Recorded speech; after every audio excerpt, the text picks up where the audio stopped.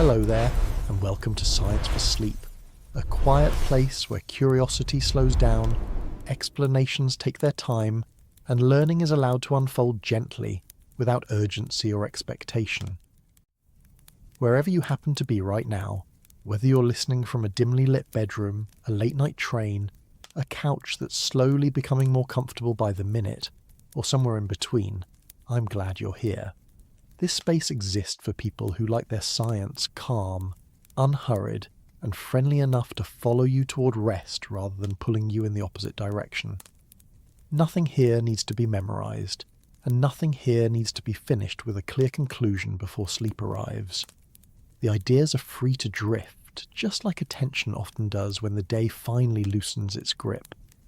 Tonight, we're going to spend some time with a concept that sounds enormous, technical, and possibly intimidating at first glance, but becomes surprisingly familiar the longer you sit with it. We're going to talk about space-time, not in the sense of equations, diagrams, or chalkboards, filled edge to edge with symbols, but in the sense of what it actually means for the world you move through every day. The floors beneath your feet, the distance between your hands, the moments between one thought and the next. Space-time isn't something far away, reserved for physicists in observatories or astronauts drifting above Earth. It's the quiet framework that holds together every place you've ever been and every moment you've ever experienced, even if you've never had a reason to think about it before. Most of us grow up learning that space and time are two separate things. Space is where things are. Time is when things happen. One is measured in meters or miles, the other in seconds and hours, and they seem to mind their own business. You can rearrange furniture in a room without changing the time of day, and you can watch the clock move forward without the walls shifting around you. That way of thinking works well enough for daily life. It gets us to appointments, helps us judge distances, and lets us decide when it's reasonable to go to bed. But beneath that comfortable surface, physics tells a quieter, stranger story. One where space and time aren't really separate at all, but woven together so closely that pulling on one inevitably tugs at the other. At first, that idea can feel abstract or slippery, like trying to picture a colour you've never seen. So instead of starting with definitions, it helps to begin with something familiar. Think about how you describe your day to someone else. You don't just say what happened, you usually say where it happened and when. You might say you had coffee in the kitchen this morning, took a walk in the afternoon, or watched something relaxing in the evening. Place and moment are naturally linked in how we remember things. Memories don't float freely in time or space alone, they come packaged together. Space-time, in a sense, is physics taking the everyday intuition seriously and extending it to the deeper structure of reality. Before we ease further into that idea, take a moment to notice where you are right now. Not in a dramatic way, just casually. Are you sitting or lying down? Is there light in the room, or mostly darkness? Is there a particular sound in the background, steady and familiar? Now, without trying to calculate anything, notice when you are. Late evening, early morning, somewhere between yesterday and tomorrow. These two facts, where you are and when you are, feel inseparable in this moment. You couldn't describe one without the other. That pairing is exactly where our story begins. If you find this kind of slow, curious exploration soothing, or if it simply feels like a comfortable way to wind down after a long day, you're very welcome to like the video or subscribe to the channel. It helps this calm corner reach other people who might be looking for the same kind of gentle pause. There's no pressure though. You don't need to do anything at all, just listening is enough. So let's start easing forward, without rushing, into the idea itself. Space-time isn't something scientists invented to make life more complicated. It emerged because the universe turned out to be more interconnected than we first assumed. Long before anyone used the word space-time, people had been measuring distances and durations, mapping land and tracking seasons, building calendars and clocks. For centuries, space was treated as a kind of empty container, a three-dimensional stage where objects sat and moved around. Time, meanwhile, was treated like a universal clock that ticked away steadily in the background, the same for everyone everywhere. That picture worked remarkably well for a long time. It explained falling apples, orbiting planets, swinging pendulums, and cannonballs arcing through the air. It made the universe feel orderly, predictable, and dependable. You could imagine space as a giant grid stretching infinitely in all directions, and time as a straight line running forward, indifferent to whatever happened within it. Events were dots placed on that grid at particular moments along the line, clean, simple, and intuitive. But nature has a habit of gently undermining our neat categories.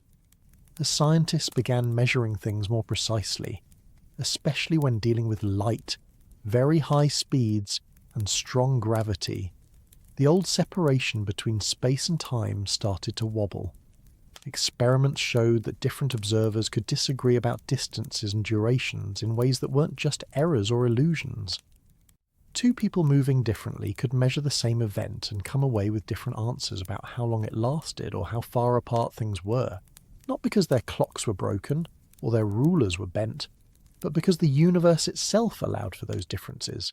This wasn't chaos. It followed clear, consistent rules. The surprising part was that the rules didn't treat space and time independently. Change how one behaves, and the other responds. Speed up relative to someone else, and your clock ticks differently compared to theirs. Change the gravitational environment, and time itself flows at a different rate. These effects are subtle in everyday life, so subtle that we don't notice them without extremely precise instruments, but they're always there, quietly at work.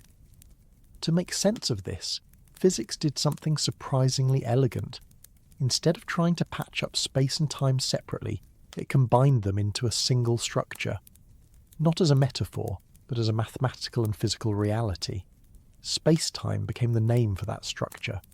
A four-dimensional framework where every event has both spatial coordinates and a time coordinate, all equally real, all part of the same fabric. 4 dimensions sounds like a lot, especially when we're used to navigating only 3. But the extra one isn't something exotic you need to imagine visually. It's simply time treated with the same seriousness as length, width, and height. You don't have to picture a 4-dimensional shape twisting through impossible angles. It's enough to understand that in this framework, asking where something happened without asking when is incomplete, and asking when without where is just as unfinished. This shift in perspective changed how scientists talk about motion. Instead of saying an object moves through space as time passes, you can say it traces a path through space-time. That path includes every place the object has been and every moment it has existed. From this viewpoint, movement isn't just about changing position. It's about how different observers slice space-time into what they call space and what they call time. Those slices don't always line up the same way. If that feels like a lot to hold at once, that's okay. You don't need to resolve it immediately. The point here isn't to arrive at a final understanding, but to let the idea settle gradually, like eyes adjusting to low light.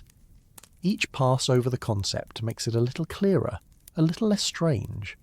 There's also something quietly reassuring about space-time once you sit with it. It suggests that the universe isn't a collection of disconnected moments flickering in and out of existence, but a continuous structure where everything has its place. Every experience you've ever had fits somewhere within it.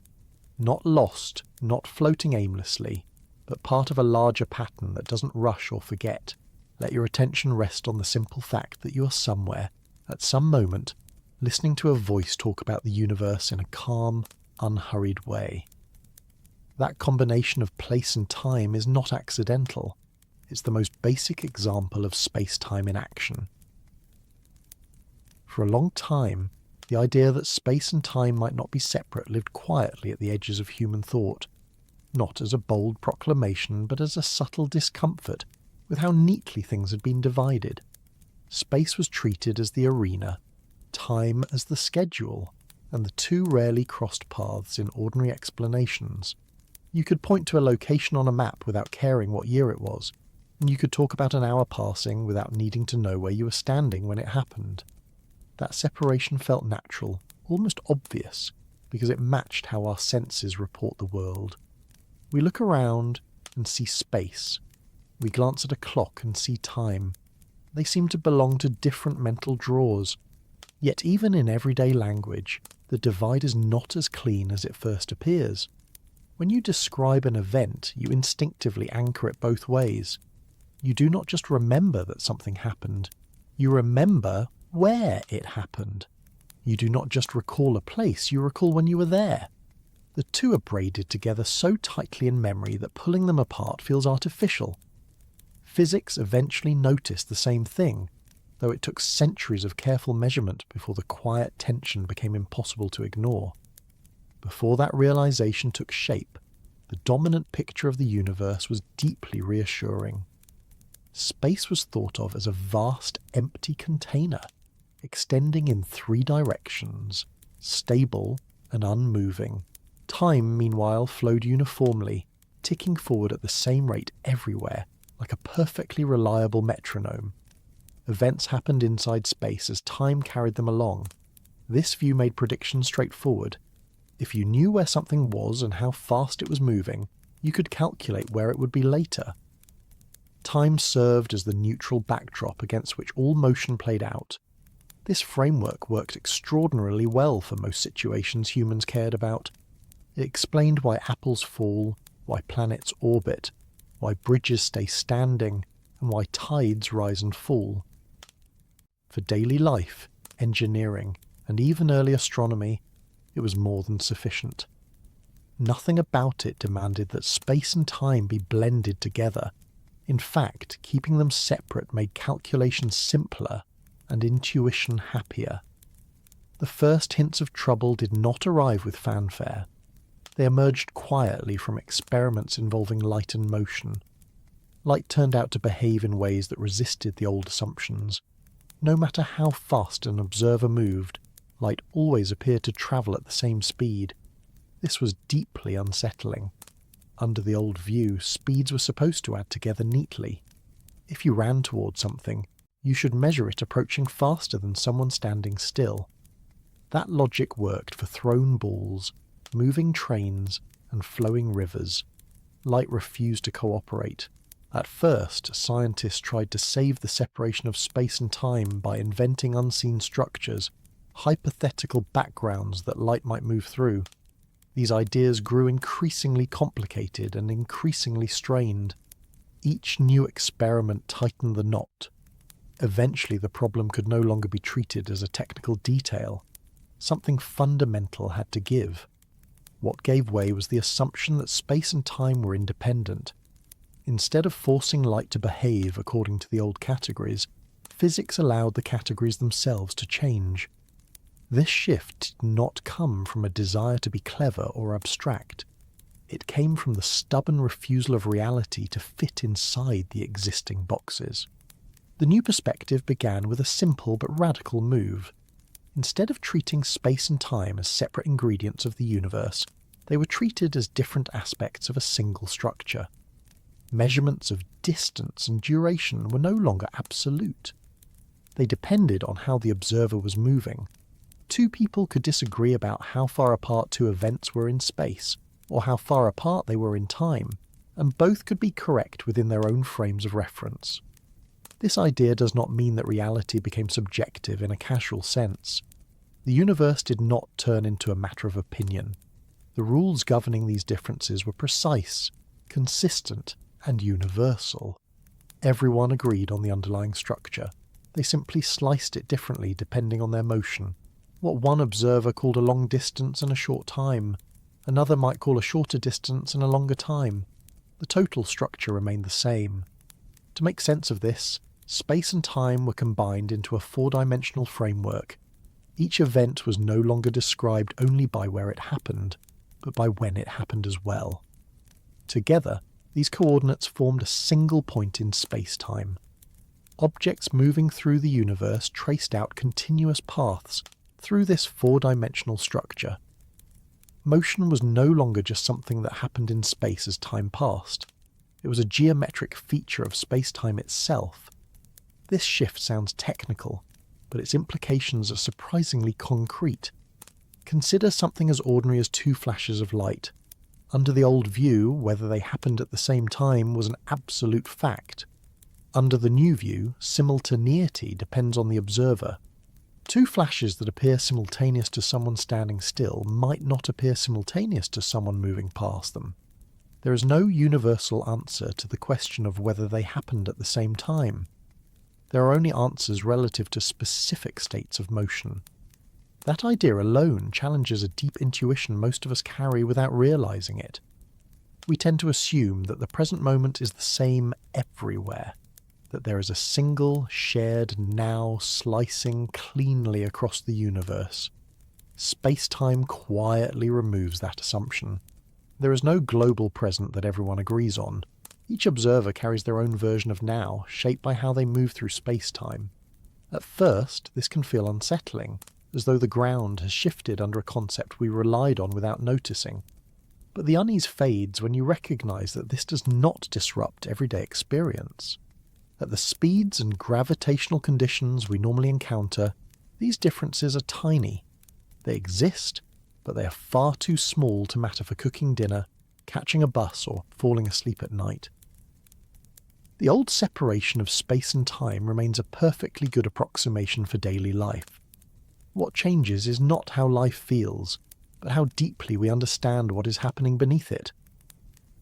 By combining space and time, physics gained a clearer view of motion itself. Velocity, instead of being just movement through space over time, became a relationship between different directions within space-time. Even standing still turned out to be a kind of motion, a steady progression through the time dimension.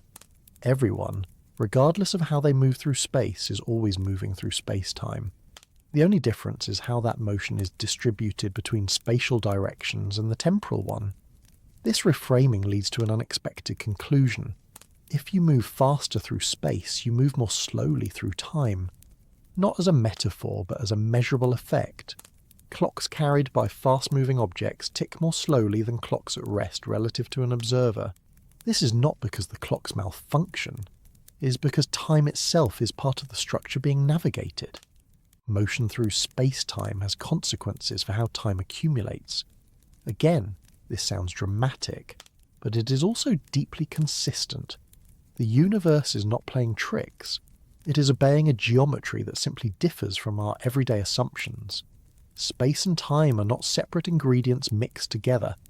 They are different directions within the same underlying fabric. The word fabric is often used here, but it should be taken gently. Space-time is not literally a cloth or a material that can be folded or torn like fabric in your hands. The metaphor is useful only in suggesting continuity and structure. What matters is that space-time defines how distances and durations relate to one another, and how motion reshapes those relationships. One way to approach this idea without straining the imagination is to think about maps. A map flattens a curved surface into a two-dimensional representation. Distances and directions on the map depend on how that flattening is done. Different map projections preserve different features. Some keep areas accurate, others keep angles accurate, but none can do everything at once. Space-time works in a somewhat similar way.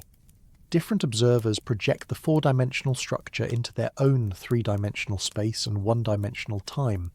Each projection is valid within its own context. This perspective removes the need for a universal stage where events simply play out. Instead, space-time itself becomes the stage, and each observer experiences a particular cross-section of it. What you call space is not a fixed thing independent of you. It is how space-time appears when sliced in a way that matches your motion. What you call time is the direction along which you move through that structure. There is something quietly humbling about this. It suggests that the categories we use so confidently are not built into the universe in the way we assumed. They are practical tools, shaped by our scale and circumstances. Space-time does not care how we divide it. It simply exists as a unified whole, accommodating all perspectives without privileging any single one. This idea also changes how we think about permanence. In a space-time view, events do not vanish into the past or hover uncertainly in the future. They occupy definite locations within the structure. The fact that you cannot revisit them does not mean they are erased. It means your path through space-time does not pass through those points again. The structure remains intact regardless of where your personal journey takes you. That thought can be comforting or unsettling, depending on how you approach it. For now, it is enough to note that space-time offers a way to understand continuity without requiring a flowing river of time sweeping everything away. The flow is something we experience, not necessarily something space-time itself does. As this perspective settled into physics, it opened the door to deeper questions.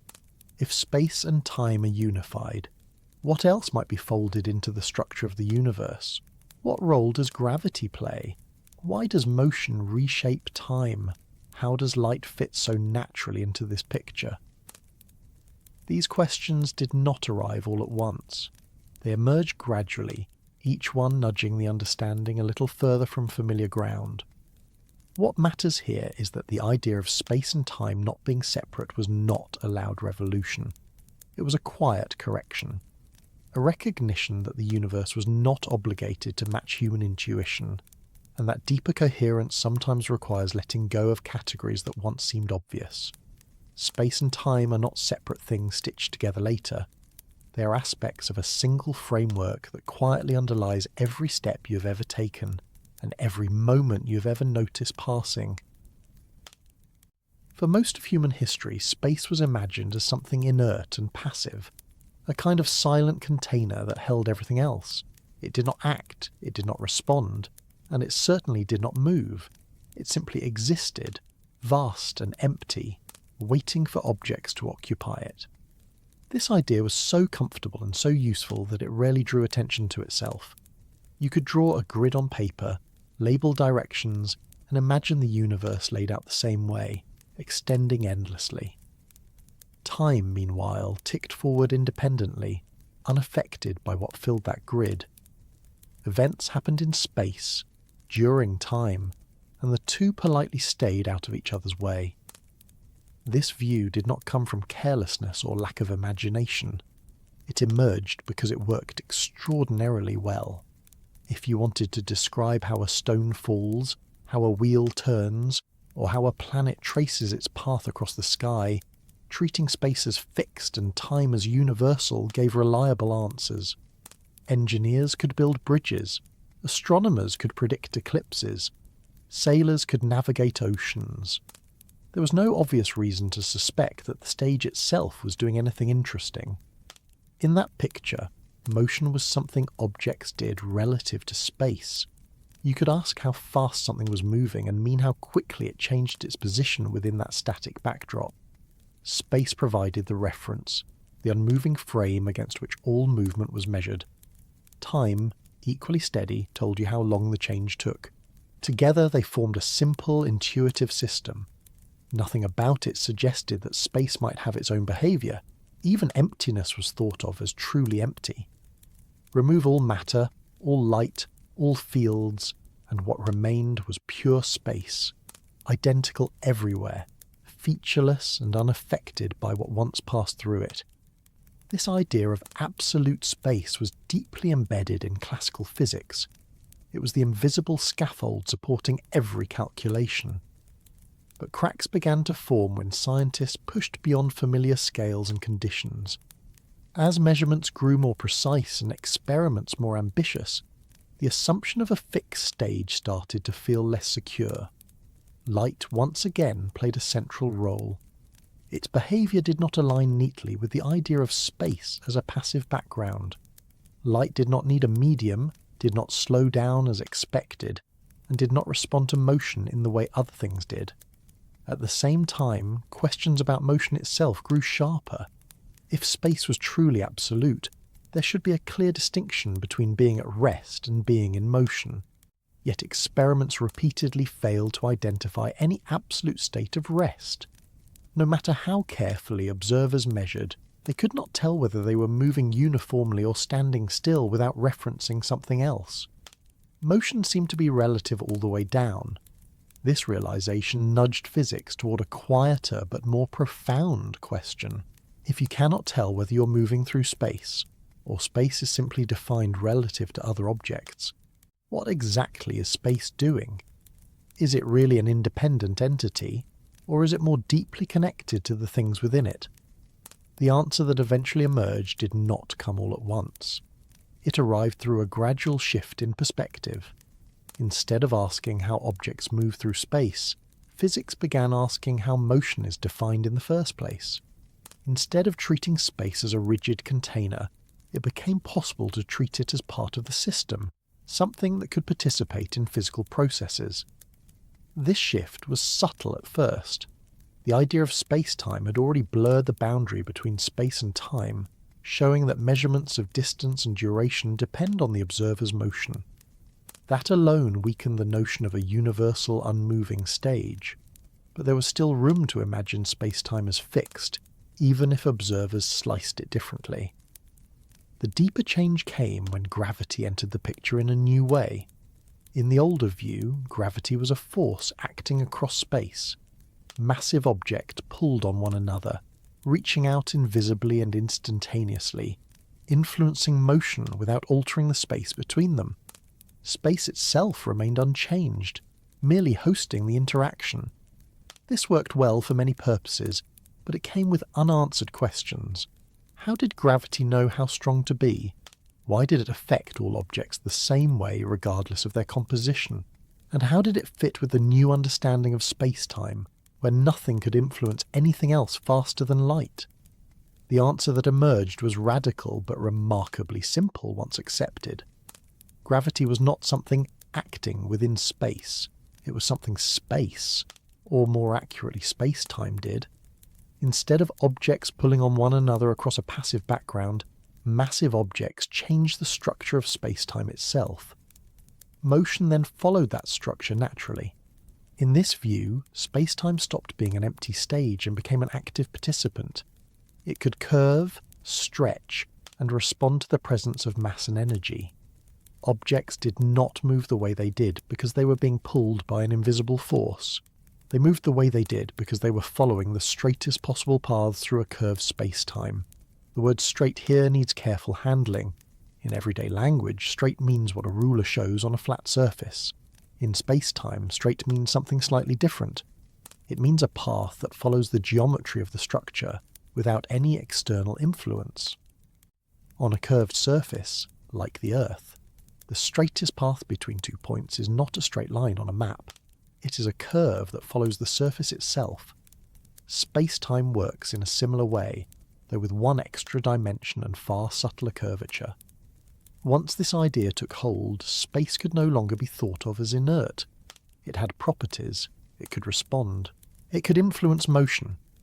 Time, woven into this structure, was affected as well. Where space-time curved more strongly, time flowed differently. Clocks ticked at different rates depending on their position and motion within this moving stage. This is where the metaphor of a stage becomes useful, as long as it is treated carefully. The stage is no longer rigid and unmoving. It flexes under the weight of the actors. It shapes their paths even as they move across it. And crucially, it is not separate from the play. It is part of the story being told.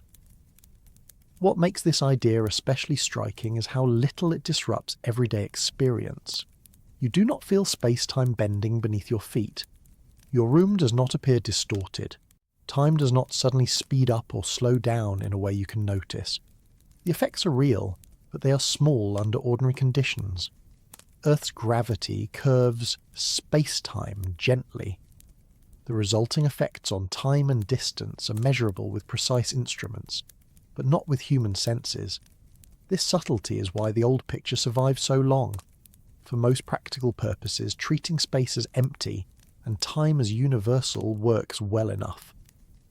The moving stage reveals itself only when precision matters, or when gravity becomes intense, or when speeds approach that of light. Under those conditions, ignoring the activity of space-time leads to errors that cannot be patched over. Once space-time is allowed to move, to curve and respond, a remarkable coherence appears. The strange behaviour of clocks in motion, the constancy of the speed of light, and the universality of gravitational acceleration all find a common explanation. They are not separate mysteries. They are different expressions of the same underlying structure. This perspective also reframes what it means to be at rest.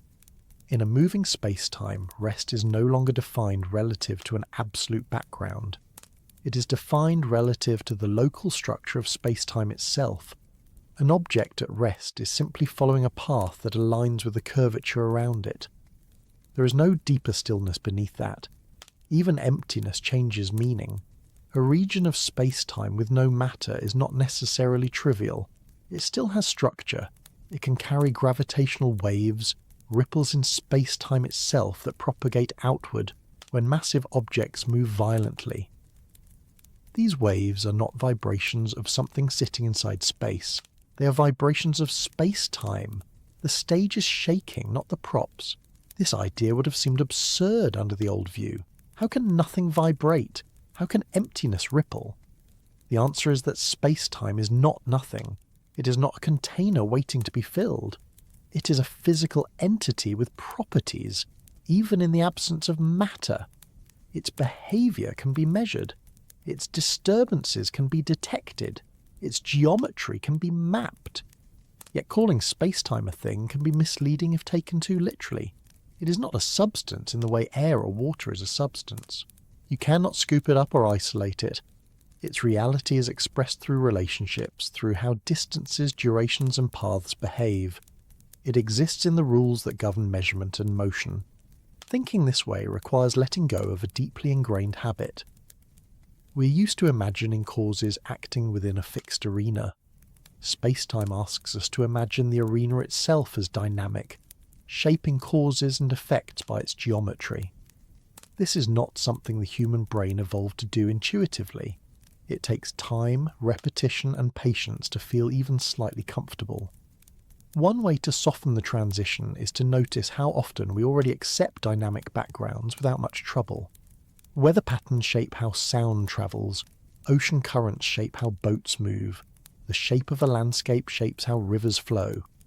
In each case, motion is guided not just by forces, but by the structure of the environment.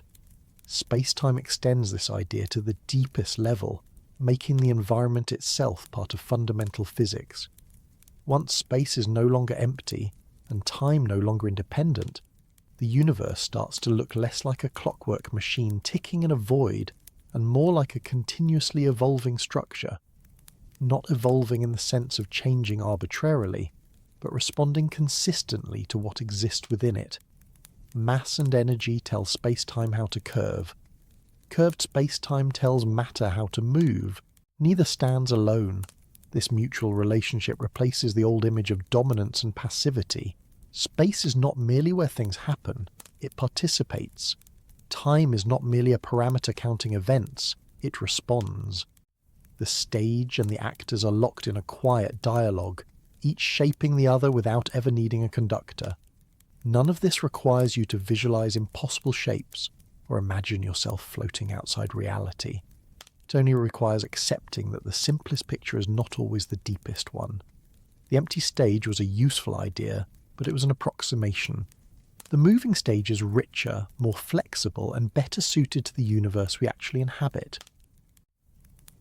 At first glance, motion seems straightforward. Something changes its position, and we describe that change using distance and time. A car travels a certain number of kilometers in an hour. A person walks across a room in a few seconds.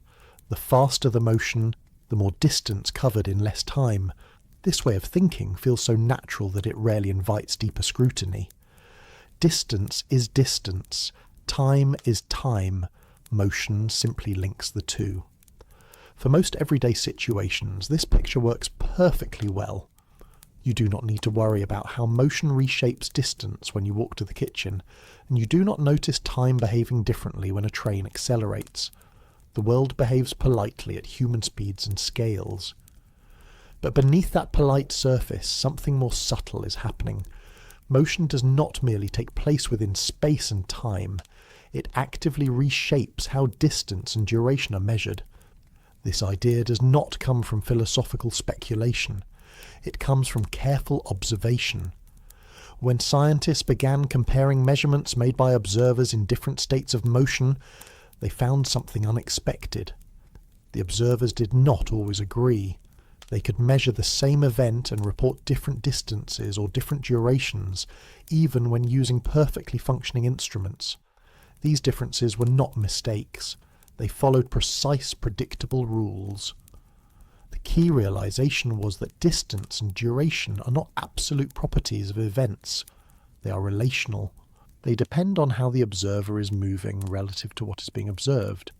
Motion changes the way space-time is sliced into space and time, and that slicing determines what counts as a distance and what counts as a duration. To understand why this happens, it helps to set aside the idea that space and time exist independently, and return to the unified picture of space-time. In space-time, events are points in a four-dimensional structure. Objects trace out paths through that structure. Observers do not perceive space-time directly. Instead, they experience it through their own motion, carving it into what they call space at a given moment and what they call time passing. Imagine two observers moving relative to one another. Each carries their own clock and ruler. Each defines a present moment differently based on their motion. Those definitions are not arbitrary. They are constrained by the structure of space-time itself, but they are not identical. As a result, what one observer calls simultaneous events, another observer may not. This difference in simultaneity is where changes in distance and duration begin. Distance, as we usually define it, is the separation between 2 points at the same time. Duration is the separation between two events at the same place. Both definitions rely on the concept of simultaneity. Change simultaneity, and you change what counts as distance and duration. In a universe where space and time are separate, simultaneity is universal. Everyone agrees on what is happening now. In space-time, simultaneity depends on motion. There is no single slice of now that applies to everyone. Each observer's motion determines which events they group together as happening at the same time. This is not a flaw or a loophole. It is a direct consequence of how space-time is structured. The speed of light plays a central role here. Light does not adjust its speed to match the motion of the observer. It moves through space-time at the same speed for everyone. This single fact forces space and time to adjust instead. If light's speed is fixed, then observers moving relative to one another must disagree about distances and durations in order to keep that speed consistent. There is no alternative. Either light speed changes or space and time do. Experiments show that space and time are the ones that give way. From this requirement emerge two effects that sound dramatic but are actually gentle and precise: length contraction and time dilation. These are not distortions imposed on objects or clocks. They are differences in measurement arising from different ways of slicing space-time. Consider length first. When an object moves relative to an observer, the observer measures its length along the direction of motion as shorter than it would be if the object were at rest. This effect is not caused by physical compression. The object does not feel squashed. Its internal structure remains unchanged in its own rest frame. The change appears only in measurements made by observers who are moving relative to it. Why does this happen? Because measuring length requires measuring the positions of both ends of the object at the same time. If two observers disagree about what counts as the same time, they will disagree about the positions being compared. The object itself has not changed.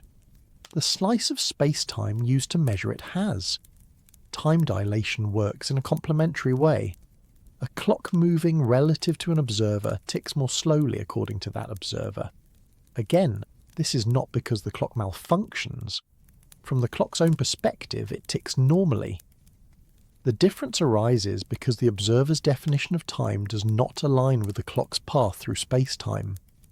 In space-time terms, each object traces out a path called a world line. The amount of time experienced by the object corresponds to the length of that path measured in the time direction. When an object moves faster through space, its path tilts more toward the spatial directions and less toward the time direction. As a result, less time accumulates along that path compared to an object at rest relative to the observer. This description can sound abstract, but it leads to a simple and consistent picture. All objects move through space-time at a fixed overall rate. How that motion is divided between space and time depends on the object's velocity. Move faster through space, and you move more slowly through time relative to others. This trade-off is not optional. It is built into the geometry of space-time.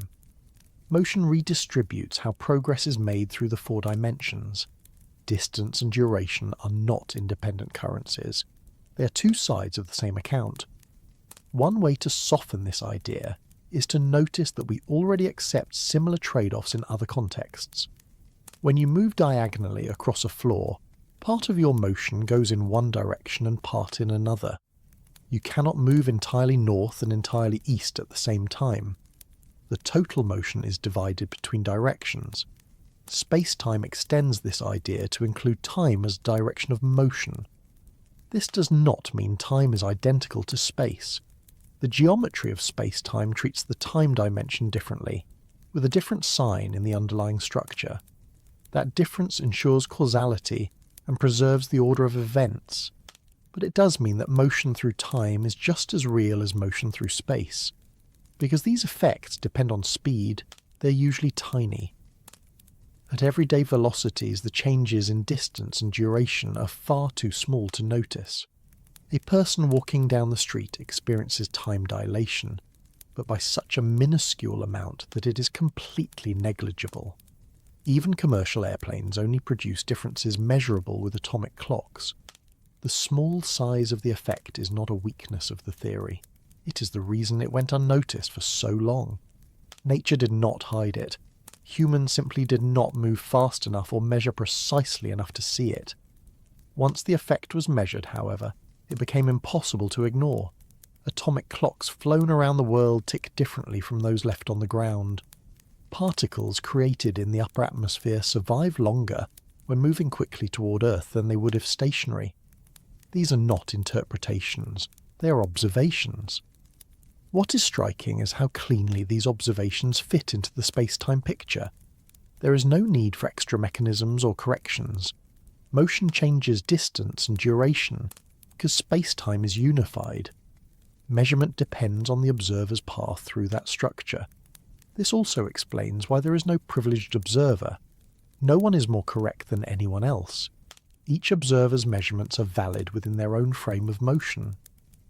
Disagreements are not contradictions. They are reflections of different space-time perspectives. This idea challenges a quiet assumption many of us carry, that there is a single correct answer to questions like how long something lasted or how long something is. In space-time, the correct answer always includes the phrase, according to whom. That does not make reality fuzzy. It makes it relational. Importantly, not everything becomes relative. Certain quantities remain invariant.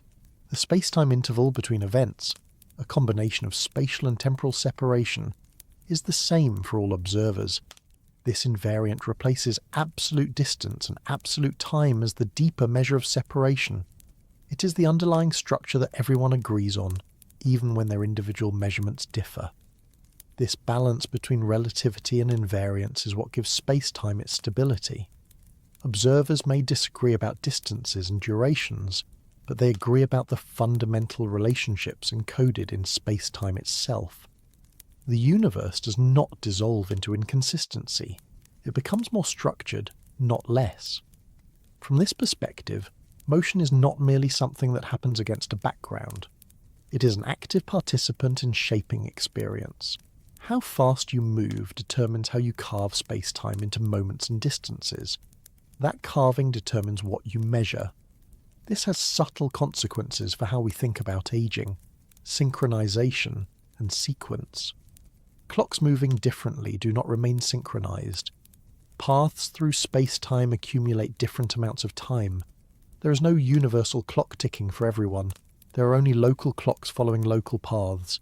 Yet once again, this does not disrupt daily life. The the differences are small and predictable. They only become important when precision matters, or when conditions are extreme. Under those conditions, space-time insists on being taken seriously. The deeper lesson here is not that motion produces strange effects, but that our intuitive separation of space and time was an approximation. Motion reveals the underlying unity by exposing where the approximation breaks down. Distance and duration were never independent. They only appeared that way because we usually move slowly and measure crudely. There is something quietly remarkable about the way space and time cooperate. They do not merely coexist, sharing the universe without interacting. They actively coordinate, adjusting themselves in tandem so that the deeper structure of reality remains consistent no matter how it is observed. This coordination is not obvious at first. It hides beneath measurements, tucked into equations, revealing itself only when different perspectives are compared carefully. Yet once noticed, it becomes difficult to unsee. Space and time behave as though they have made an agreement, a mutual understanding that preserves the rules of the universe even when everything else seems to shift. At the heart of this agreement is a simple requirement. The laws of physics must look the same to all observers who are moving at constant speeds relative to one another. No one gets a privileged viewpoint. No frame of motion is more correct than another. Whether you're standing still, walking, or travelling smoothly through space at great speed, the fundamental behaviour of nature does not change. This principle sounds modest, almost polite, but it has far-reaching consequences. One of those consequences involves light. Light does something unusual. It travels at the same speed for all observers, regardless of how fast they themselves are moving. This is not an approximation. It is not a quirk of measurement. It is a defining feature of how light behaves in our universe. This single fact forces space and time into a kind of coordinated adjustment, because if the speed of light is fixed, then distance and duration cannot remain fixed independently. Speed, after all, is distance divided by time. If speed must remain the same, and observers disagree about motion, then distance and time must compensate. When one changes, the other must respond. This is not a coincidence or a trick. It is the strange agreement between space and time, a shared responsibility to keep the deeper structure intact. Imagine two observers moving relative to one another, each watching the same beam of light. They may disagree about how far the light travels or how long the journey takes, but when they divide one by the other, they arrive at the same speed. That consistency is not enforced by altering the light. It is enforced by altering the measurements of space and time themselves. This idea often feels backward at first. We are used to thinking of space and time as the measuring sticks and clocks against which motion is judged. Here, motion and light dictate how those measuring tools behave. Space and time become flexible, adjusting to preserve a deeper invariance. This invariance is not speed alone. It is the structure of space-time itself. Beneath the shifting measurements lies something everyone agrees on, even if they describe it differently. This underlying agreement shows up in what physicists call the space-time interval, a quantity that combines spatial separation and temporal separation into a single measure. Observers may disagree about distance and duration separately, but they agree on this combined quantity. This is where the agreement becomes truly strange. Space and time do not merely trade off arbitrarily, they do so in a precise way that preserves this invariant interval. If time stretches, space contracts just enough. If space expands, time adjusts accordingly. The balance is exact, not approximate. To understand this without relying on formulas, it helps to think in terms of constraints rather than causes. Space and time are not reacting to one another as if one were pulling the other along. They're constrained together by the geometry of space-time. That geometry dictates how measurements must behave if the underlying structure is to remain consistent. This agreement has practical consequences that reach far beyond thought experiments. Technologies that rely on precise timing and positioning depend on it. Satellite navigation systems, for example, must account for the way motion and gravity alter time. The clocks aboard satellites tick at different rates than clocks on the ground, not because they are faulty, but because they are moving differently through space-time and sitting in a different gravitational environment. Space and time adjust together to keep the system coherent. The agreement also explains why there is a maximum speed in the universe. Nothing with mass can reach or exceed the speed of light, because doing so would require space and time to adjust beyond what the space-time structure allows. As an object accelerates and approaches this limit, time dilation becomes more pronounced, and length contraction more extreme. The adjustments required to preserve the invariant structure grow without bound. Space and time refuse to cooperate beyond a certain point. This refusal is not arbitrary. It is a consequence of the agreement itself. Space and time can bend and stretch, but only within limits that preserve causality and consistency. They are flexible, not fragile. Another way to see this agreement at work is to consider simultaneity.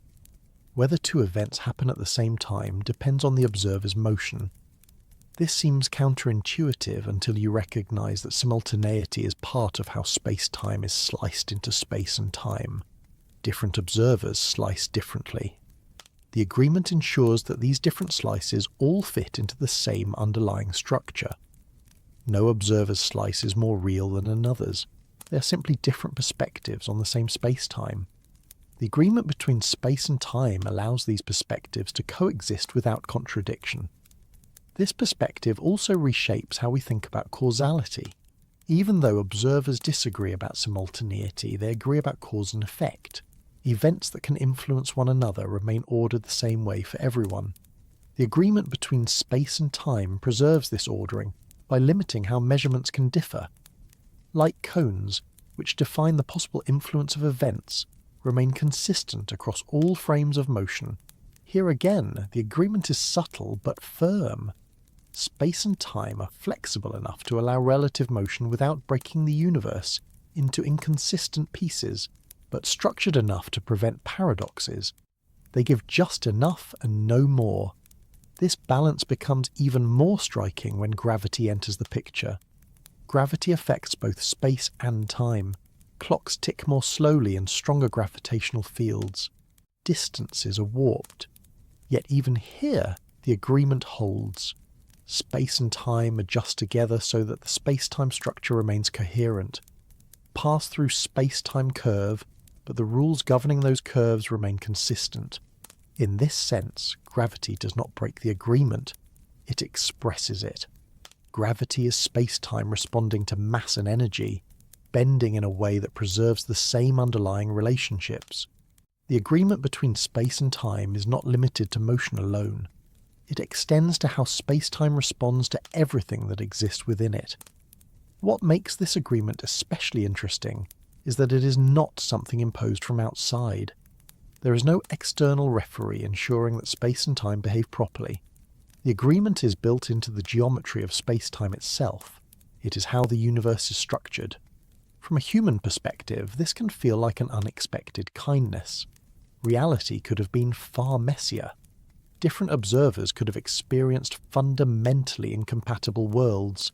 Instead, the universe allows multiple perspectives to coexist, each valid, each incomplete on its own, but all fitting together into a single consistent whole. This does not mean that understanding space-time becomes easy. The agreement between space and time challenges habits of thought that are deeply ingrained. We're used to fixed distances and shared moments. Letting go of those absolutes takes practice, but once the habit loosens, a quieter clarity emerges. You begin to see that the disagreement between observers is not a flaw to be corrected. It is a feature to be understood. Space and time are not failing to be rigid. They are succeeding at being coherent. This coherence extends to the way energy and momentum behave. Just as space and time are linked, so are energy and momentum. They form another pair that adjust together to preserve invariance. These relationships are not independent accidents. They are different expressions of the same space-time structure. The strange agreement between space and time also reframes questions about measurement itself. Measurements are not simply readings taken by passive instruments. They are interactions between observers and space-time. The agreement ensures that these interactions produce results that, while relative, are not arbitrary. This perspective can be surprisingly calming. It suggests that the universe is not constantly on the verge of inconsistency. It is robust. It accommodates difference without falling apart. Space and time bend, but they do so together, maintaining an underlying order that does not depend on any single viewpoint. As you sit with this idea, it may begin to feel less strange and more inevitable. Given the constraints of light, motion, and causality, space and time could hardly behave otherwise. Their agreement is not an optional feature. It is the only way a universe like ours can function. Light has a peculiar way of refusing to be ignored. No matter how gently physics tries to fit it into familiar categories, it pushes back, insisting on its own rules. Long before space-time became part of the conversation, light was already quietly unsettling assumptions about motion, distance, and time. It looked like a wave, behaved like a particle, travelled incredibly fast, and most strangely of all, seemed utterly indifferent to how its source or observer moved. That indifference is where the story of limits truly begins.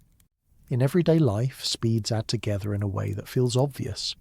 If you walk forward on a moving train, someone standing on the ground sees you moving faster than if you were standing still inside the carriage. Throw a ball forward from a moving vehicle, and its speed relative to the road combines the speed of the throw and the speed of the vehicle. This logic is so ingrained that it rarely feels like a rule at all. It feels like common sense. Light does not follow that rule. If you shine a flashlight forward while moving quickly, the light does not travel faster relative to a stationary observer than it would if you were standing still. Measure it carefully and you always get the same result. Light moves at one fixed speed in a vacuum, regardless of the motion of its source or the observer measuring it. This was not a philosophical preference. It was an experimental fact, confirmed again and again with increasing precision. At first, this result was deeply confusing. The prevailing intuition insisted that light must be moving through something, some invisible medium that carried waves the way air carries sound. If that medium existed, then motion through it should change the measured speed of light, just as moving through air changes the perceived speed of sound. Yet every attempt to detect such a medium failed. No matter how Earth moved, no matter how carefully the experiment was designed, light's speed remained stubbornly unchanged. Eventually, physics faced a choice: either abandon the idea that light behaves like other moving things, or abandon the idea that space and time are fixed and independent. The universe made the decision unavoidable. Light kept its speed. Space and time had to adapt. This adaptation is where the idea of a built-in limit emerges.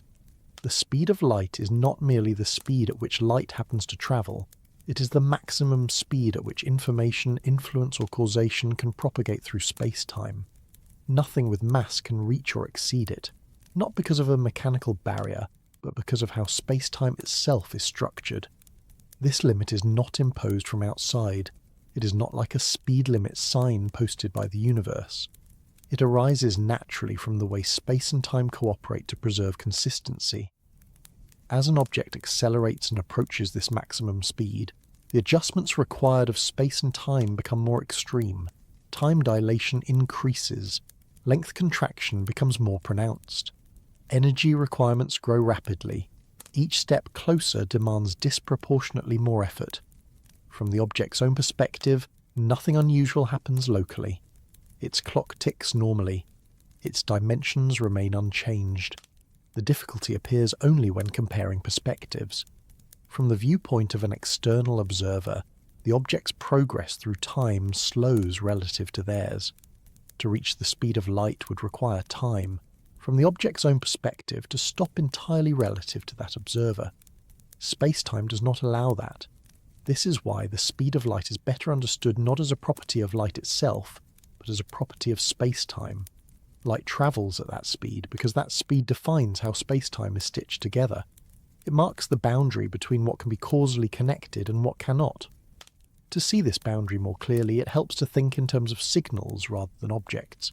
Any signal, whether it is a flash of light, a radio wave, or any other carrier of information, is limited by this same maximum speed. If it were not, cause and effect would lose their order. Messages could arrive before they were sent. Effects could precede causes. The universe would lose its internal consistency. Space-time prevents this by structuring itself around the speed of light.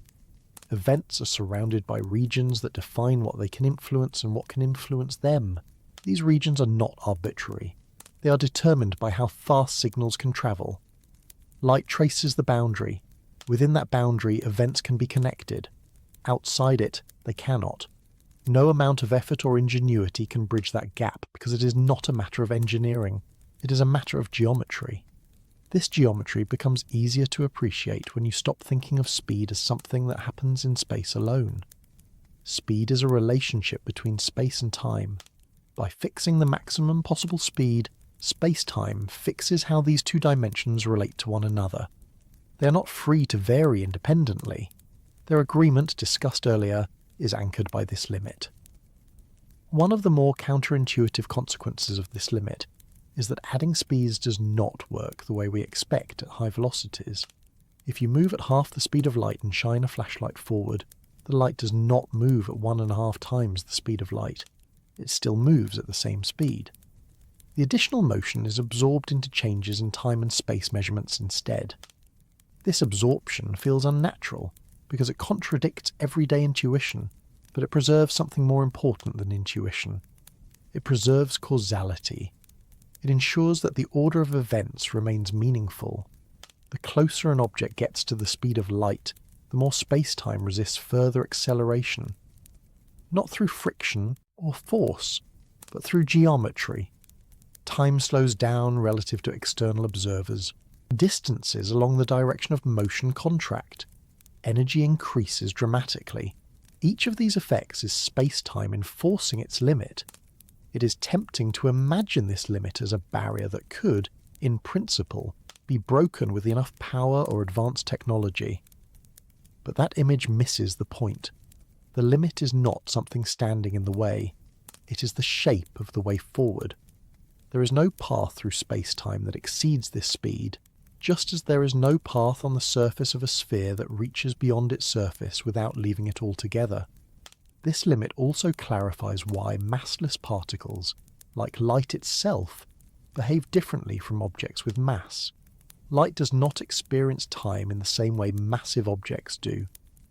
From the perspective of space-time geometry, light follows paths where the separation between space and time balances in such a way that no proper time accumulates along the journey. That is not something to imagine directly. It is simply a statement about how space-time treats different kinds of paths. For objects with mass, proper time always accumulates. They cannot follow the same paths as light. To do so would require abandoning their mass entirely. This distinction is not arbitrary. It is woven into the structure of space-time. Another consequence of the speed limit is that it unifies space and time even further. The limit applies equally to all directions of motion, whether through space or through time. In a sense, everything moves through space-time at the same total speed. But that motion is divided differently depending on velocity. Objects at rest in space move entirely through time. Objects moving through space redistribute some of that motion away from time. This perspective can feel abstract, but it provides a consistent way to understand why acceleration becomes more difficult as speed increases. You're not simply adding more motion. You're trying to reallocate motion within a fixed structure. Space-time allows only so much redistribution. The speed of light also shapes how we observe distant objects. Because signals take time to travel, looking far away means looking back in time. This is not a poetic statement. It is a direct consequence of the speed limit. The farther something is, the longer light has taken to reach us. We never see objects as they are now. We see them as they were when the light left them. At small distances, this delay is negligible. At cosmic scales, it becomes profound. Entire histories are embedded in the light reaching us. Again, this is space-time at work, tying distance and duration together through a fixed speed. This same limit governs communication, navigation, and synchronization. There is no way to instantly align clocks across space. Synchronization requires signals, and signals require time. Any attempt to define a universal now across vast distances runs into this constraint. The speed of light ensures that simultaneity remains relative. Rather than being an inconvenience, this constraint is what makes a coherent universe possible. Without it, there would be no stable notion of before and after. Information could propagate unpredictably. The universe would not merely be strange, it would be inconsistent. The calmness of this realization often goes unnoticed. A universe with limits is a universe with structure. The speed of light is not an arbitrary ceiling. It is a quiet organizing principle. When physicists describe space-time diagrams, they often draw light's paths as lines at specific angles, marking the boundaries of possible influence. Everything else fits within those boundaries. These diagrams are not just teaching tools, they reflect the underlying reality of how space-time organizes events. Even gravity respects this limit. Changes in gravitational fields propagate at the speed of light, not instantaneously. When massive objects move, the resulting ripples in space-time travel outward at this same maximum speed. The agreement between light, gravity, space, and time is complete. Nothing escapes the structure. This built-in limit also protects the universe from contradictions. You cannot send information faster than light, and you cannot arrange events so that causes reliably follow effects. The geometry of space-time prevents it, quietly and consistently. For someone listening late at night, letting these ideas settle without pressure, there is something almost comforting about this. The universe is not racing endlessly without rules. It has boundaries. It has a pace. It allows complexity, motion, and change, but within a framework that holds together. As these ideas accumulate, they naturally lead to deeper questions.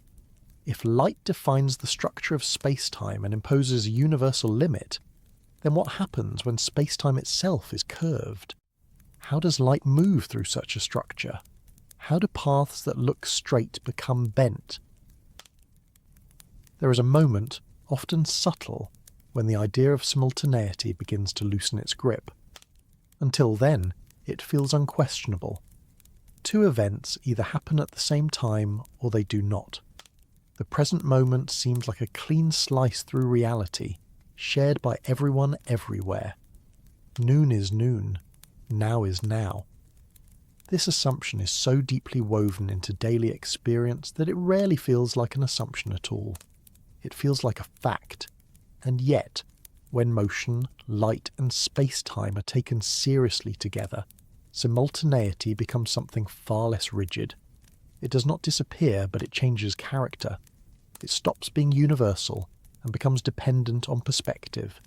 Events that appear to happen together for one observer may not happen together for another. Both descriptions are correct, and neither has priority. This shift does not come from philosophical doubt. It comes from the simple act of trying to synchronize clocks. Imagine trying to coordinate time between two distant locations. You want to know whether two events happened at the same moment. To do that, you need clocks, and those clocks must be synchronized. But synchronization is not instantaneous. It requires signals. Signals take time to travel. Light, again, sets the pace. One common method is to send a light signal from one clock to the other and adjust based on the travel time.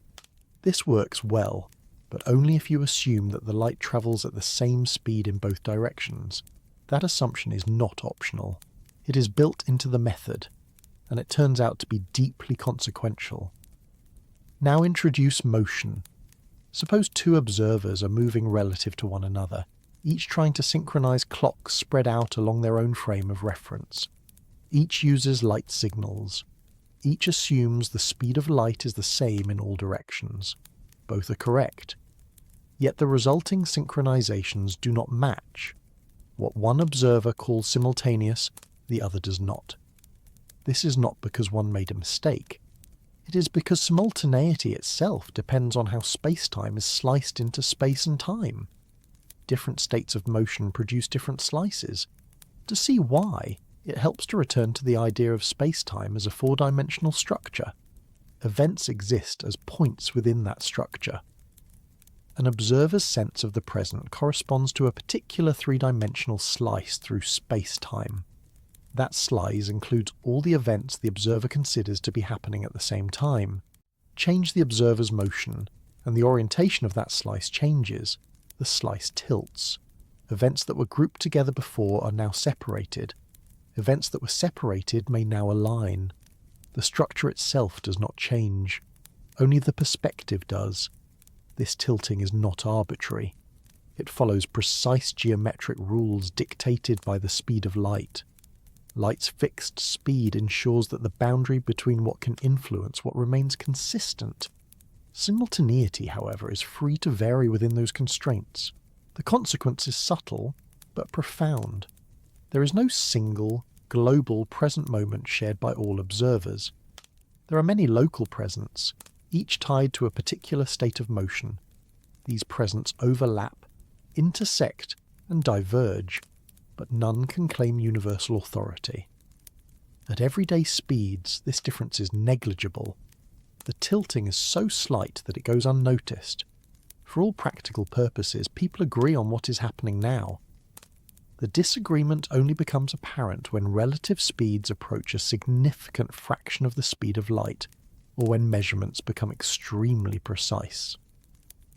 But the fact that it can appear at all tells us something important. Simultaneity is not built into the universe as an absolute feature.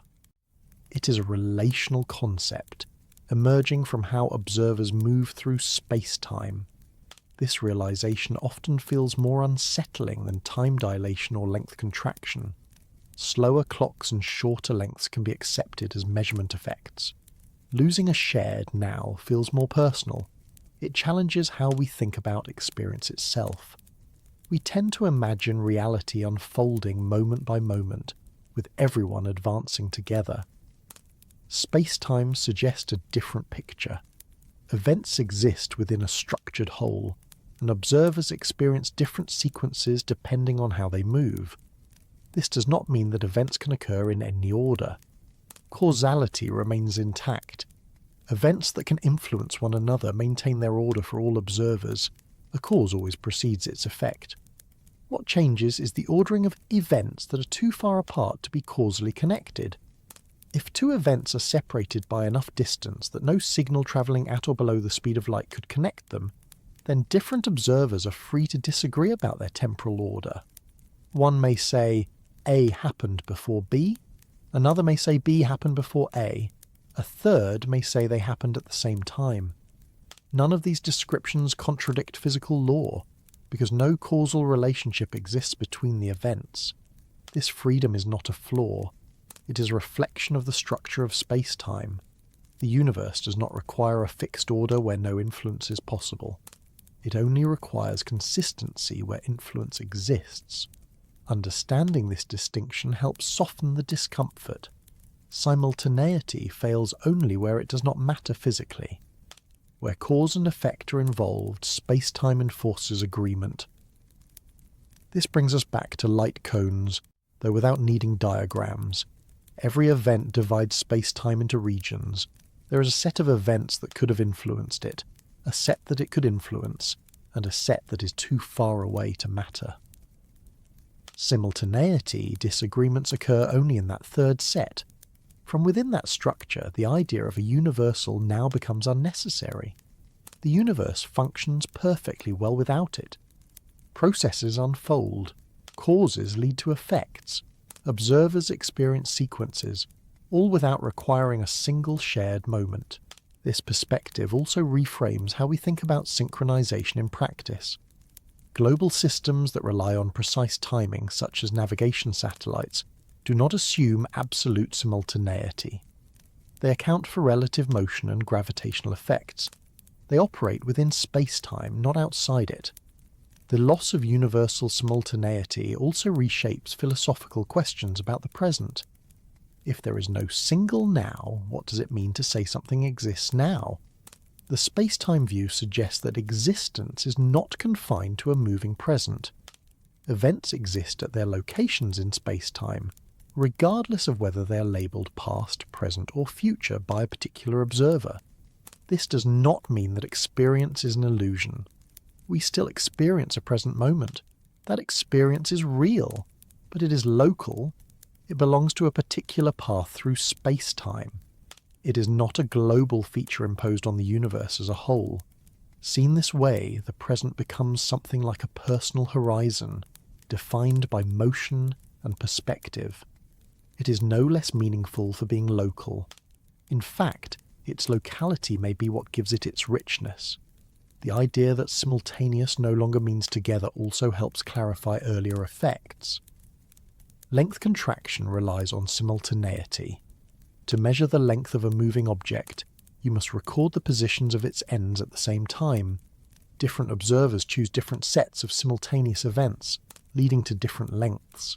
The disagreement about length is rooted in the disagreement about simultaneity. Time dilation, too, can be understood through this lens. Different observers slice space-time differently, accumulating time along different paths. The clocks do not disagree because one is broken. They disagree because they follow different routes through space-time. Once simultaneity is no longer absolute, these effects stop feeling like isolated oddities. They become parts of a coherent picture. Space, time, motion, and light work together, guided by a consistent geometry. This picture also influences how we think about communication and coordination. You cannot instantly coordinate distant events. Any attempt to do so runs up against the speed of the light. There is always a delay. That delay is not an inconvenience. It is a structural feature. As a result, there is no meaningful way to define a universal present across vast distances. The best you can do is define local presence and relate them through signals that take time to travel. For everyday life, this limitation is invisible. Conversations, schedules, and shared experiences work smoothly because the scales involved are small. The disagreement about simultaneity exists, but it is buried beneath levels of precision we do not access. Still, knowing that it exists changes how we think about the universe at a deeper level. It suggests that reality is not organized around a single timeline, but around a web of interrelated perspectives. This web is not chaotic, it is tightly constrained.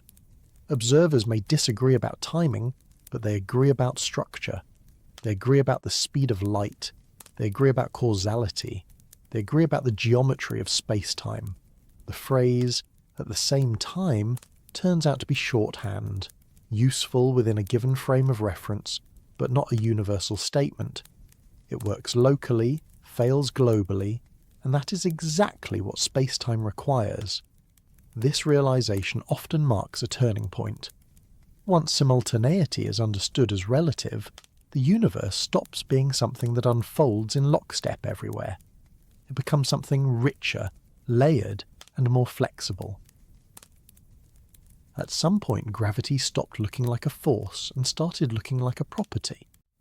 This change did not happen all at once, and it did not begin with the declaration that everything people thought about gravity was wrong. Instead, it began with a quiet mismatch between expectation and observation, the kind that lingers in the background until it can no longer be ignored. Gravity behaved too universally, too impartially, and too predictably to fit comfortably into the same category as pushes and pulls. In the familiar picture, gravity is something objects do to one another. A massive body exerts a pull. Other objects respond. Apples fall, planets orbit, tides rise. This description works well enough for calculation and intuition, and for centuries it was treated as the final word. Space remained the passive arena. Time ticked along. Gravity reached across space and nudged objects into motion. But even within that picture, gravity was already a little strange. Unlike other forces, it affected everything the same way. Drop a feather and a stone in a vacuum, and they fall together. Change the composition of an object, and its gravitational behaviour remains unchanged. Gravity did not care about charge, structure, or internal complexity. It only cared about mass and energy, and even then, the response was eerily uniform. This universality raised an uncomfortable question. If gravity were truly a force acting on objects, why did it not depend on the object's internal properties in the way other forces did? Why did everything accelerate the same way under gravity? Why did inertial mass, which resists acceleration, always match gravitational mass, which determines gravitational response? These two quantities could have been different. Nothing in the old framework required them to be the same, yet experiments showed that they were indistinguishable. Rather than treating this as a coincidence, physics eventually took it as a clue. If gravity affects all objects equally, regardless of their internal makeup, then perhaps gravity is not something acting on objects at all. Perhaps it is something acting on the stage they move through. Or more precisely, perhaps it is something the stage itself does. This is where space-time enters the story in a new way. Up to this point, space-time had already replaced separate space and time, and motion had been reinterpreted as a path through that structure. Gravity pushed that reinterpretation further. It suggested that space-time itself responds to mass and energy, and that this response determines motion. In this view, gravity is no longer a force pulling objects toward one another. It is the curvature of space-time caused by mass and energy. Objects move the way they do because they are following the natural paths laid out by that curvature. The word curvature here is not decorative. It describes a precise geometric property. Space-time is not flat everywhere. Where mass and energy are present, its geometry changes. Distances and durations behave differently. Paths that would be straight in flat space-time become curved in the presence of mass. To understand this without relying on visual metaphors that can mislead, it helps to focus on motion itself. In the absence of gravity, an object moves along the straightest possible path through space-time. This path is called a geodesic. It is not straight in the everyday sense, but straight in the geometric sense. It is the path that requires no force, no steering, no correction. Introduce mass, and the geometry changes. The geodesics change with it. Objects still follow geodesics, but those geodesics now curve. From the object's perspective, nothing is pushing or pulling. It is simply moving freely. From an external perspective, the motion appears accelerated. This apparent acceleration is what we call gravity.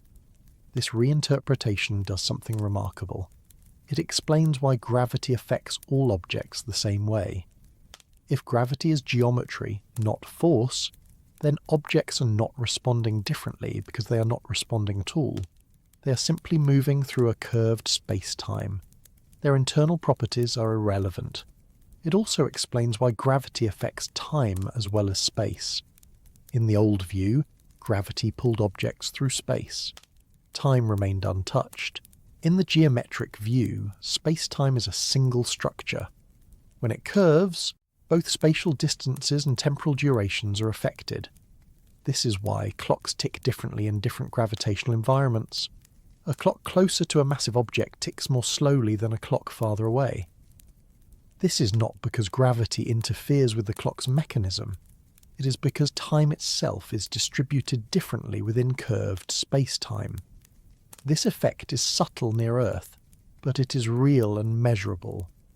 Precision clocks placed at different heights tick at different rates. Satellites orbiting Earth experience time differently than clocks on the ground. These differences must be accounted for in systems that rely on precise timing. Gravity does not merely pull objects downward, it reshapes how time passes. The idea that gravity affects time often feels stranger than the idea that it affects space. We are accustomed to thinking of distance as something flexible. Time feels more absolute, yet space-time makes no such distinction. Both are coordinates within the same structure. Curvature affects both. Once this step is taken, gravity stops being mysterious. It becomes a natural consequence of space-time responding to mass and energy. The more mass and energy present, the greater the curvature. The greater the curvature, the more paths bend. Motion follows those paths. This view also removes the need for instantaneous action at a distance. In the old picture, gravity acted across space without delay. In the geometric picture, changes in mass and energy alter space-time locally, and those changes propagate outward at a finite speed. The structure adjusts. Objects respond by following the new geometry. This is why gravitational influences propagate at the speed of light. They are not forces travelling through space. They are changes in space-time itself. Ripples in that structure, known as gravitational waves, move outward, carrying information about changes in mass and motion. The detection of these ripples confirms the geometric nature of gravity. They are not vibrations of matter. They are vibrations of space-time. The stage itself is moving. What makes this especially striking is that empty space-time is not trivial. Even in the absence of matter, space-time can have structure. It can be flat or curved. It can carry waves. It can shape motion. Emptiness is no longer featureless. This redefinition also clarifies why gravity cannot be shielded or turned off. You can block electromagnetic forces. You can insulate against heat. You cannot insulate against space-time geometry. Everything that exists participates in it simply by existing. In this sense, gravity is not something added to the universe. It is part of how the universe is organized. Matter and energy do not sit inside space-time like furniture in a room. They are part of the structure that defines it. This mutual relationship is often summarized succinctly. Mass and energy tell space-time how to curve, and curved space-time tells mass and energy how to move. That sentence is not a metaphor. It is a literal description of how gravity operates in the geometric view. The elegance of this relationship hides its depth. It took a long time to recognize because it required letting go of deeply ingrained habits of thought. Forces are intuitive. Geometry shaping motion is less so. Yet once adopted, the geometric view simplifies what once seemed complicated. Planetary orbits become natural paths rather than balances between motion and pull. Free fall becomes motion without force, rather than acceleration caused by attraction. Weightlessness becomes the default state of objects following space-time geodesics. Even standing on the ground takes on a new interpretation. When you stand still on Earth, you're not freely falling. The ground is pushing you away from your natural geodesic path. The sensation of weight comes from being prevented from moving freely through space-time. Gravity, in this view, is what happens when nothing stops you. Weight is what happens when something does. This inversion can feel counterintuitive at first. We are used to thinking of gravity as the cause of falling. In the geometric picture, falling is the absence of force. Standing still requires force. This perspective aligns with the universality of free fall. All objects fall the same way because they are all following the same space-time geometry. Differences in mass, shape, or composition do not matter as long as other forces are negligible. Once gravity is understood as geometry, questions about its strength become questions about curvature. Strong gravity corresponds to steep curvature. Weak gravity corresponds to gentle curvature. Extreme gravity corresponds to regions where space-time is distorted dramatically. This leads naturally to objects like black holes, where curvature becomes so strong that certain paths through space-time end or loop in ways that prevent escape. But those extremes are not a separate phenomenon. They are the same geometry taken to its limits. What matters here is not the exotic cases, but the continuity of the idea. Gravity did not become geometry by redefining a force arbitrarily. It became geometry because geometry explained what forces could not, without extra assumptions. The shift also reinforces the idea that space-time is not a backdrop but a participant. It reacts, it evolves, it carries information, it shapes motion. This understanding does not eliminate mystery. It replaces one kind with another. Instead of asking how gravity reaches across space, we ask why space-time has the properties it does, why it curves the way it does, why mass and energy influence it in precisely that manner.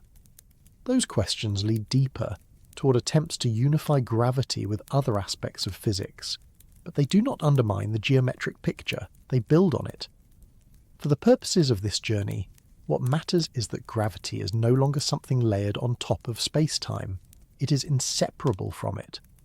Motion, time, distance, and gravity are different faces of the same structure. Once this is accepted, other puzzles begin to look different. Falling feels less like being pulled and more like being guided. Orbits look less like balances and more like natural paths. Time slowing near massive objects becomes an expected consequence rather than a strange side effect. There is a quiet paradox hidden inside the experience of falling. We speak of it as something dramatic, something caused, something that happens to us. We fall because gravity pulls us down. We imagine an invisible hand tugging everything toward the ground. Yet when gravity is understood as geometry rather than force, falling turns out to be something far calmer and far stranger. In a very real sense, falling is what happens when nothing at all is acting on you. This idea takes time to settle because it reverses a lifetime of intuition. From childhood onward, falling feels like the most obvious example of being acted upon. You trip, you fall. You drop something, it falls. Gravity seems active, insistent, unavoidable. And yet, in the geometric view of space-time, free fall is the most natural state an object can be in. It is motion without interference, movement that requires no force and no effort. To understand why, it helps to step away from the ground for a moment and imagine an object far from any stars, planets, or other masses. In empty space-time, with no curvature, an object simply moves along a straight path. If it is initially at rest relative to some observer, it remains at rest. If it is moving, it continues moving at a constant speed in a straight line. This is not because something keeps it moving, but because nothing stops it. This is motion in its simplest form. Now introduce gravity, but do not picture a pull. Picture a change in space-time itself, the presence of mass curved space-time. The straight paths are no longer what they were before. They bend, not because an object is being forced to turn, but because the geometry they follow has changed.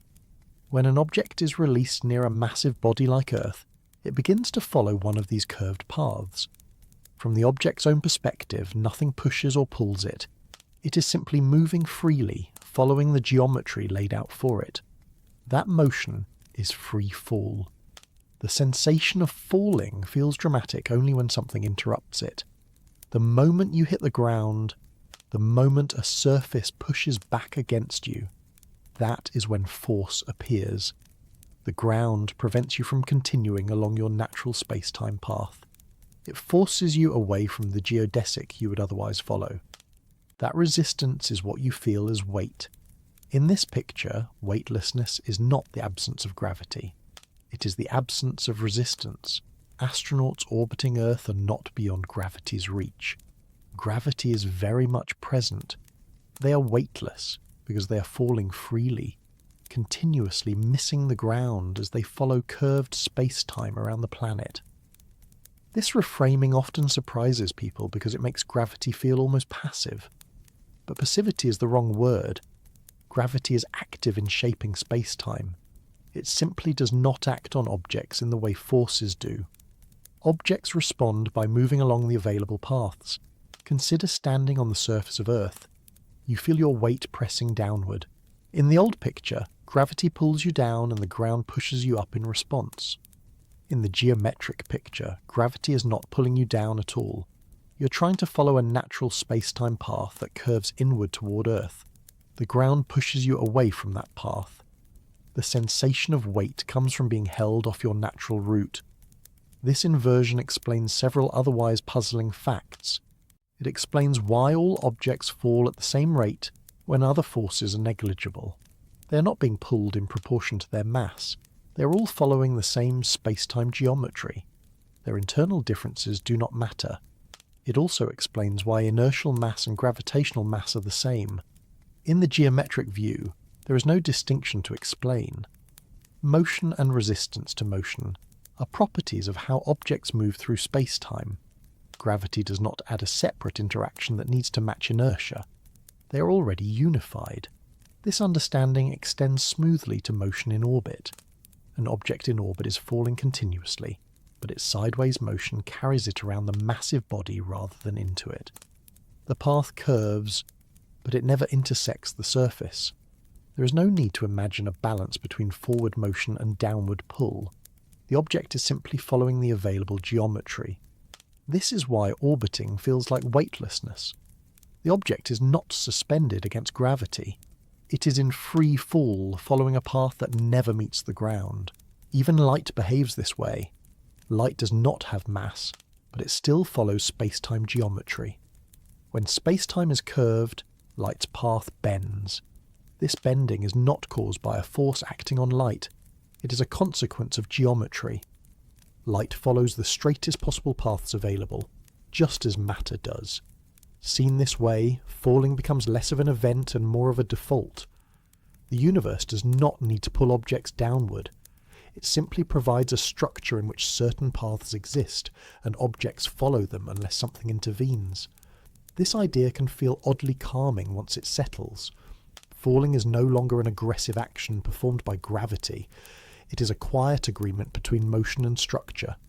Objects move where space-time allows them to move.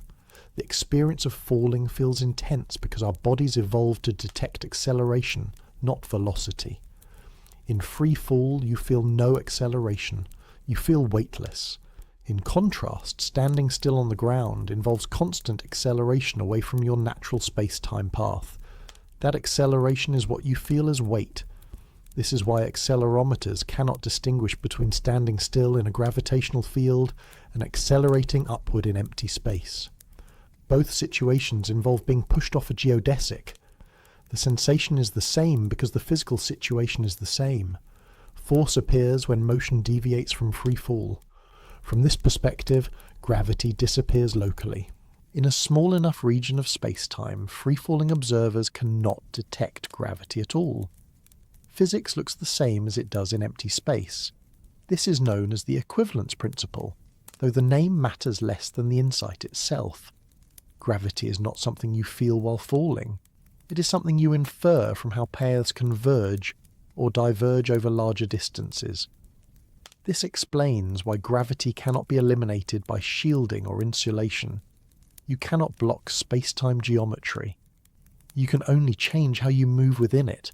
You can prevent falling by standing on a surface, but that involves introducing forces that act against the geometry, not removing the geometry itself. It also explains why gravitational effects can be transformed away locally but not globally. In a freely falling elevator, everything appears weightless. Over larger distances, tidal effects emerge. Paths that start parallel converge or diverge. These differences reveal curvature. They cannot be removed by changing frames of reference. Tidal effects are where gravity's geometric nature becomes unmistakable. Two objects falling side by side may drift closer together or farther apart, not because a force pulls them together or pushes them apart, but because the space-time paths they follow are not parallel. The geometry itself is changing. These effects are gentle near Earth, but they become extreme near very massive or compact objects. Near a black hole, space-time curvature becomes so strong that paths converge dramatically. Objects fall in ways that defy everyday intuition, not because gravity becomes more forceful, but because geometry becomes more extreme. Understanding falling as free motion also reshapes how we think about effort. Effort is not required to fall. Effort is required to avoid falling.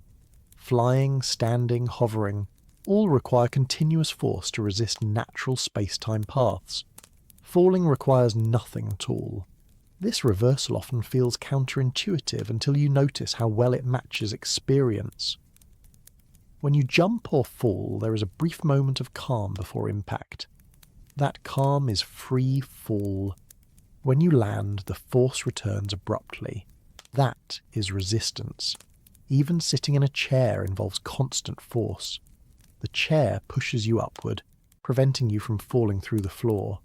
Your muscles adjust to maintain posture. Weight is not something gravity gives you. It is something surfaces impose. This insight also clarifies why gravitational time dilation occurs. Clocks closer to massive objects tick more slowly because the geometry of space-time is different there. A clock at rest on the surface of Earth is not freely falling. It is held off its natural path. A clock in orbit follows a different path. The difference in accumulated time reflects the geometry of those paths, not a force acting on the clock. From here, gravity becomes less mysterious and more structural. It is not an interaction layered on top of motion. It is part of the framework that defines motion in the first place. This does not make gravity any less real. Geometry is not an abstraction in this context. It has measurable effects. It determines how clocks tick, how light travels, how objects fall. It shapes the universe at every scale. Yet there is something quietly elegant about this view. Falling is no longer violent or aggressive. It is simply what happens when an object is allowed to move without interference. The universe does not need to push. It only needs to exist in a particular way. It naturally leads to further questions. If falling is just following space-time geometry, then what do these paths look like in detail? How do they curve? How does space-time decide which paths are available and which are not? Once gravity is understood as geometry and falling is understood as motion without force, the idea of curved paths stops feeling exotic and starts feeling inevitable. Motion is no longer something imposed on objects from the outside. It is something that unfolds from the structure of space-time itself. Paths curve not because objects are steered, pushed or redirected, but because the universe they move through is not rigid. It is flexible. And in a flexible universe, the straightest possible route is not always what intuition expects. In everyday experience, a straight path is easy to recognize. It is what a ruler draws. It is what a laser pointer traces across a wall. It is what a car follows on a flat, straight road. These intuitions are built in environments where curvature is negligible and space behaves almost perfectly flat. Under those conditions, geometry hides itself. Straight lines look straight because the space they inhabit barely bends. Space-time changes that picture without fanfare. It does not abolish straight paths, it redefines them. In a curved geometry, the straightest possible path between 2 points is called a geodesic. This word does not mean shortest in the everyday sense, it means unforced. A geodesic is the path an object follows when nothing is acting on it. No engines firing, no surfaces pushing, no forces steering. Just motion responding to structure. On a flat surface, geodesics look like straight lines. On a curved surface, they do not. If you have ever looked at flight paths on a globe, you have already seen this effect. The shortest path between two distant cities curves across the map, even though it feels wrong when drawn on a flat projection. The curve is not a detour. It is the straightest path available on a curved surface. Space-time behaves in the same way, though with one additional dimension and subtler curvature. Objects follow geodesics through space-time. When space-time is flat, those geodesics resemble uniform motion. When space-time is curved, the geodesics bend. The object does not feel this bending, it simply moves. This distinction matters because it removes the need for hidden forces. Instead of asking why an object's path curves, the better question becomes why space-time is curved there. Motion follows geometry. Geometry sets the path. This perspective also explains why curved motion can occur even when no force is felt. Astronauts orbiting Earth follow curved paths through space-time. Their motion is not straight in space, but it is straight in space-time. They feel no force because nothing is pushing them away from their geodesic. Their path curves because space-time curves. The idea of a flexible universe often triggers misleading mental images. It is tempting to imagine space-time as a rubber sheet sagging under weight. While this image is sometimes helpful for intuition, it carries baggage that can confuse more than it clarifies. Rubber sheets curve because gravity pulls them downward. Space-time curvature does not rely on an external directional force. It is intrinsic. The geometry curves within itself. A more reliable way to think about flexibility is in terms of relationships. Distances and durations do not behave the same way everywhere. Clocks tick differently. Paths diverge or converge. Angles do not always add up the same way. These are signs of curvature, not distortions of objects moving through space. Once curvature is accepted as a property of space-time, many familiar motions look different. Planetary orbits are no longer balances between inertia and attraction. They are natural paths through curved space-time. The planet is not constantly being pulled off a straight line. It is following the straightest possible line available. This view also explains why stable orbits exist at all. In a purely force-based picture, an orbit requires a delicate balance. Too much speed and the object escapes. Too little and it falls inward. In the geometric picture, an orbit exists because space-time curvature provides a family of available geodesics. The object simply occupies one of them. The same reasoning applies to falling objects. Two objects dropped side by side follow neighbouring geodesics. Near Earth, those geodesics converge slightly. The objects drift toward one another as they fall. This convergence is not caused by a force between them. It is a manifestation of curvature. These differences in curvature over distance are called tidal effects. They reveal gravity's geometric nature. In a small enough region, space-time appears flat. Over larger regions, curvature becomes apparent.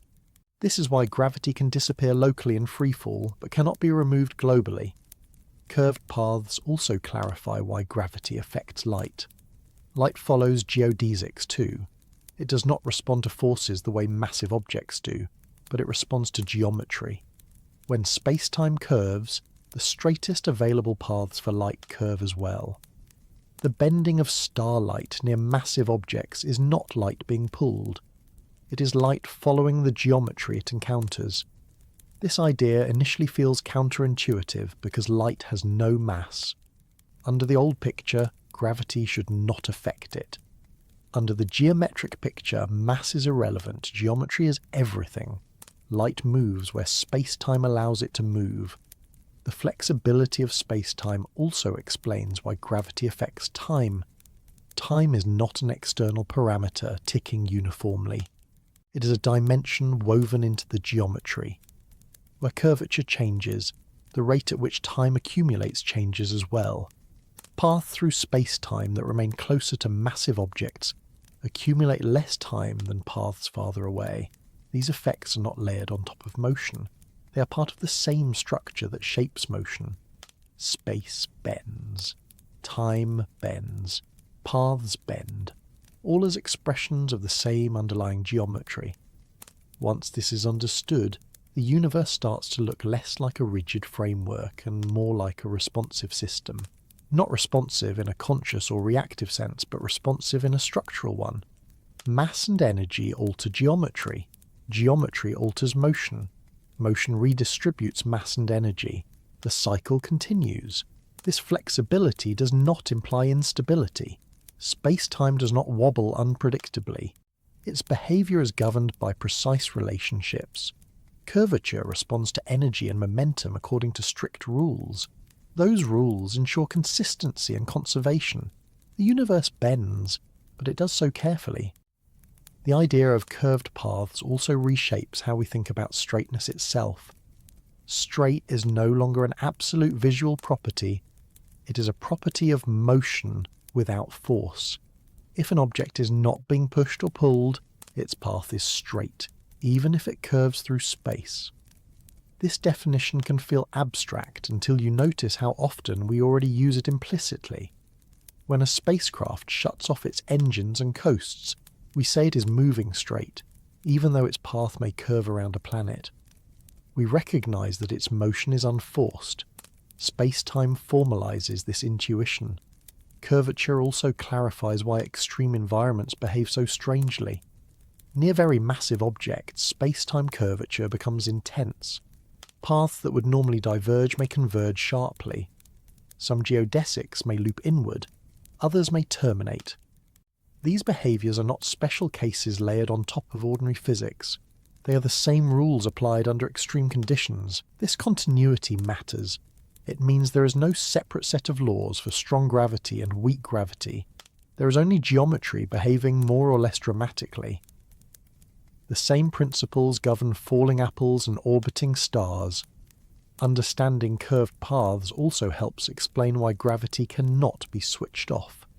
You cannot turn off geometry. You can change how you move through it, but you cannot eliminate it. Space-time curvature persists as long as mass and energy exist. This view also dissolves the idea that motion requires explanation, while rest does not. In space-time, both are just paths. A stationary object follows a path that is aligned with the time direction. A moving object follows a tilted path. Both are equally natural. Once paths are understood geometrically, questions about acceleration take on new meaning. Acceleration is not just a change in speed. It is a deviation from a geodesic. When something accelerates, it is being forced away from its natural space-time path. This explains why acceleration feels different from uniform motion. You feel acceleration because your body is being pushed off a geodesic. You do not feel constant velocity because it corresponds to unforced motion. Standing on the ground involves continuous acceleration away from free fall. That is why you feel weight. Orbiting involves no such acceleration. That is why it feels weightless. The flexibility of space-time thus unifies many experiences that once seemed unrelated. Falling, orbiting, bending light, slowing clocks, all become expressions of curved paths through a single structure. This structure is not static. Changes in mass and energy alter curvature, and those changes propagate outward. Space-time can carry disturbances. These disturbances travel as waves, reshaping paths as they pass. Even the geometry itself can move. Once space-time is allowed to be flexible, it becomes impossible to think of the universe as a frozen grid. It is an evolving geometry, shaped by what exists within it. This does not mean the universe is unpredictable. On the contrary, the geometry follows precise equations. The flexibility is lawful, not chaotic. Curvature responds in specific ways to specific causes. Black holes tend to arrive in conversations with a sense of drama already attached to them. They are spoken of as cosmic traps, places where things disappear, regions of space that swallow light and time alike. While there is truth behind those descriptions, they often make black holes sound more exotic than they need to be. In reality, black holes are not separate from the rest of space-time. They are what happens when the same geometric rules we have been following are pushed to an extreme without changing their nature.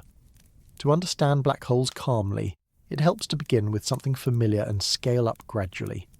Gravity near Earth is weak. Space-time curvature is gentle. Paths bend slightly. Clocks tick at slightly different rates depending on altitude.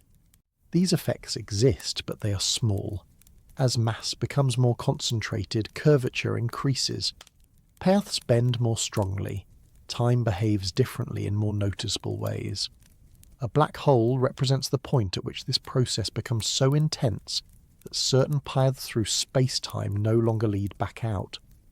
Nothing about this requires imagining a hole in space in the everyday sense. There is no empty cavity or tunnel waiting to suck things in.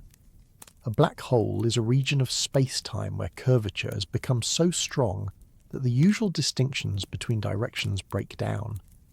The the geometry becomes so steep that all future directed paths point inward. This is where the idea of a horizon enters the picture. A horizon is not a physical surface. It is not made of matter. You cannot touch it or feel it pass beneath your feet. A horizon is a boundary defined by motion and causality. It marks the edge of what can influence distant observers. Inside this boundary, signals can no longer escape. Outside it, they still can. The most familiar kind of horizon in daily life is not cosmic at all. When you stand on a flat plane, there is a horizon beyond which you cannot see, not because the land ends, but because the surface curves away from your line of sight. The horizon marks a limit of observation, not a physical wall. Black hole horizons work in a similar way, though the cause is space-time curvature rather than planetary shape. As an object approaches a black hole, something curious happens from the perspective of a distant observer. The object appears to slow down. Its motion becomes increasingly drawn out. Light signals emitted from the object take longer and longer to reach the observer. The object never quite seems to cross the horizon. Instead, it fades, redshifts, and appears to freeze in place. This appearance is not an illusion. It is a real consequence of how time behaves near strong curvature. Time for the object slows relative to the distant observer. The closer it gets to the horizon, the more pronounced the slowing becomes. From the distant perspective, the horizon represents a place where time effectively stops. From the object's own perspective, however, something very different happens. Locally, nothing special occurs at the horizon. The object continues moving, following its natural space-time path. Its clock ticks normally. There is no sudden change, no jolt, no barrier encountered at the horizon itself. The crossing happens in a finite amount of proper time. This difference in perspective is not a contradiction. It is another example of how space-time allows different observers to experience the same structure in different ways. The horizon is not something the falling object interacts with directly. It is a feature of how space-time is divided by observers who remain outside. This duality often feels unsettling because it challenges the idea that there must be a single correct description of events. In space-time, multiple descriptions can be correct simultaneously, each tied to a specific path through the structure. The slowing of time near a black hole is not confined to horizons alone. Any strong gravitational field produces time dilation. Clocks deeper in a gravitational well tick more slowly relative to clocks farther away. Near a black hole, this effect becomes extreme. This slowing is not a mechanical effect on clocks. It is not that gravity interferes with gears or electronics. Atomic clocks, biological clocks, and hypothetical perfect clocks all behave the same way. Time itself is distributed unevenly across curved space-time. Paths that remain closer to the mass accumulate less time than paths that stay farther away. This uneven distribution of time has observable consequences. Signals climbing out of a gravitational well lose energy. Their frequencies decrease. Light shifts toward the red end of the spectrum. This gravitational redshift is not light getting tired. It is a reflection of time behaving differently at different locations. Near a black hole, this effect becomes so strong that signals emitted just above the horizon are stretched to extreme wavelengths by the time they reach distant observers. Eventually they become undetectable, not because they are destroyed, but because the time intervals between their wave crests grow too large.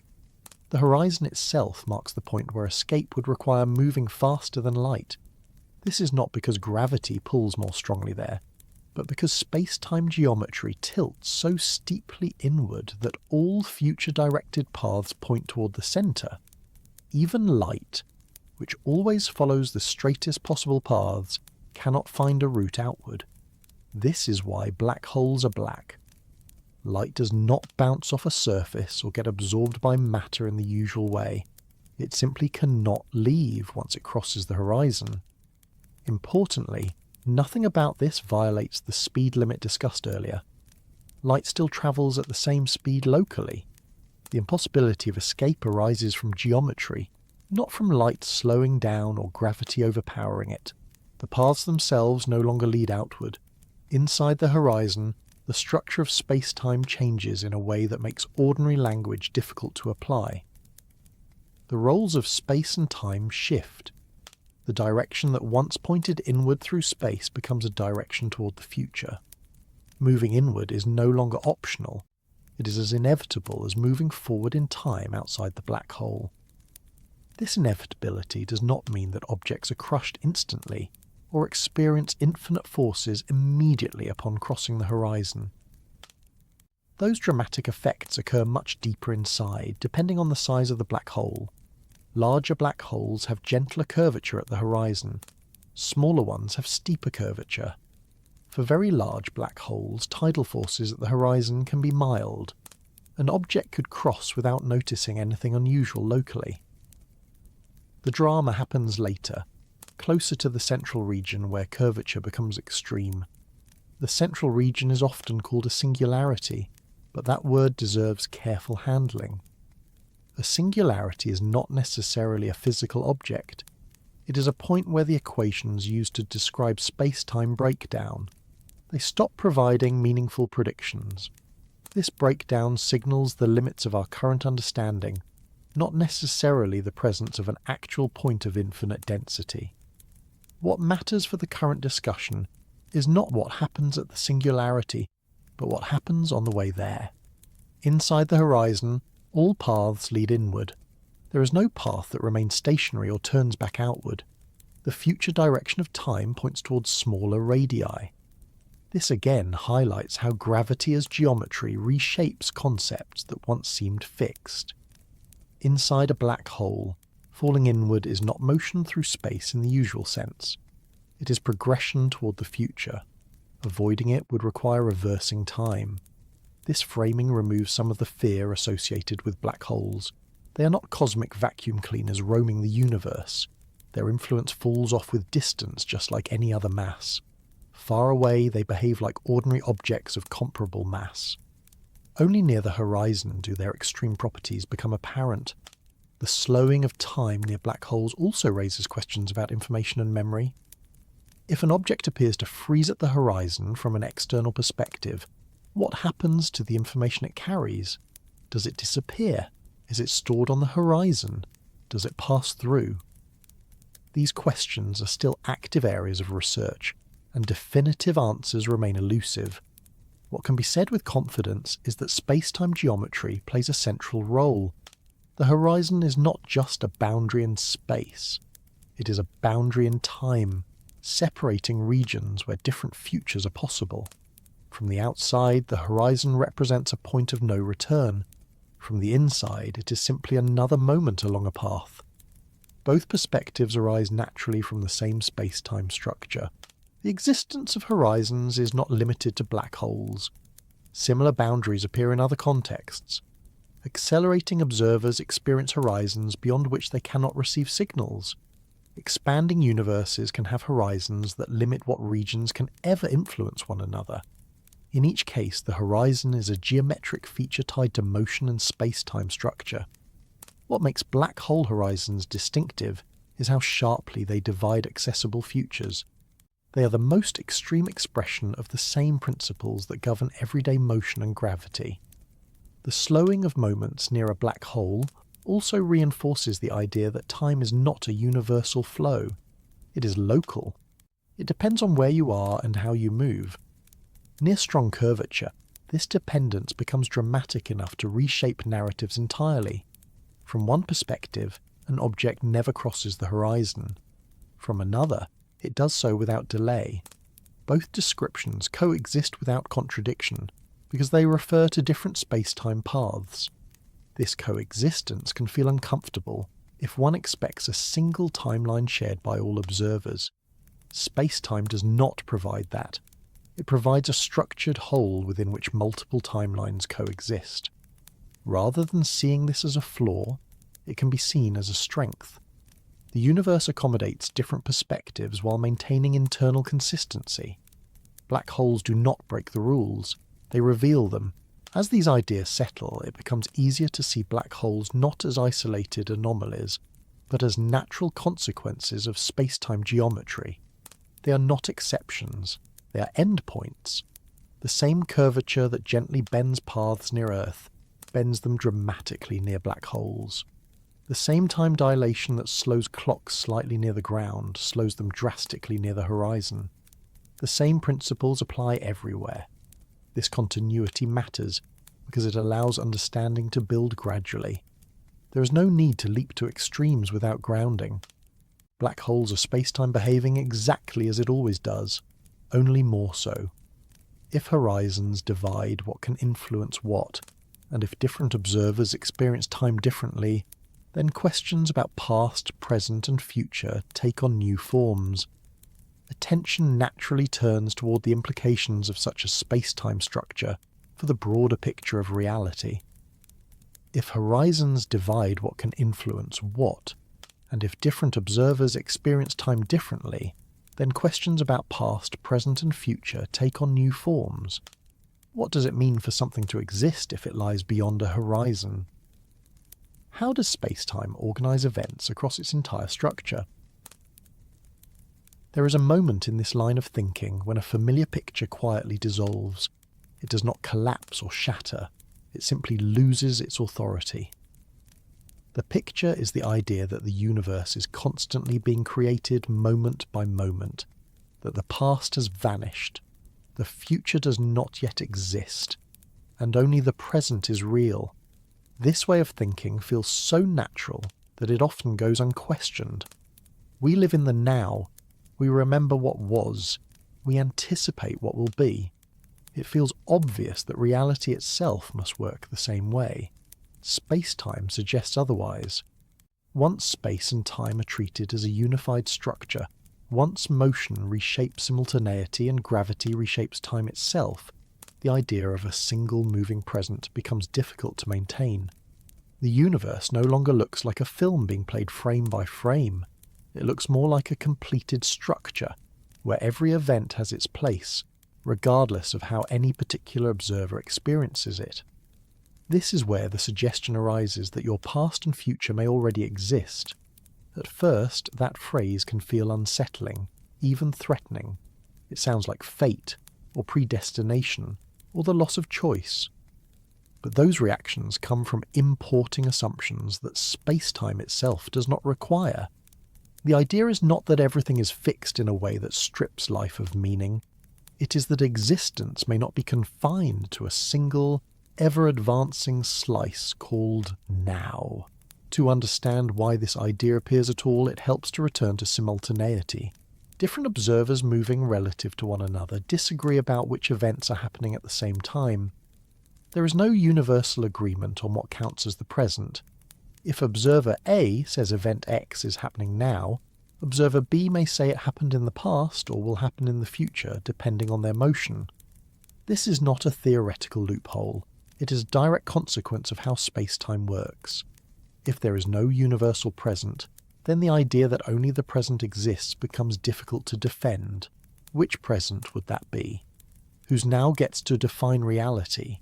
Space-time offers no privileged answer. Instead, it presents a structure in which all events exist at their coordinates. Past, present and future are not labels attached to reality itself. They are labels attached to how a particular observer moves through space-time. From this perspective, the universe resembles what is sometimes called a block. Not a block in the sense of something rigid or lifeless, but a complete four-dimensional structure.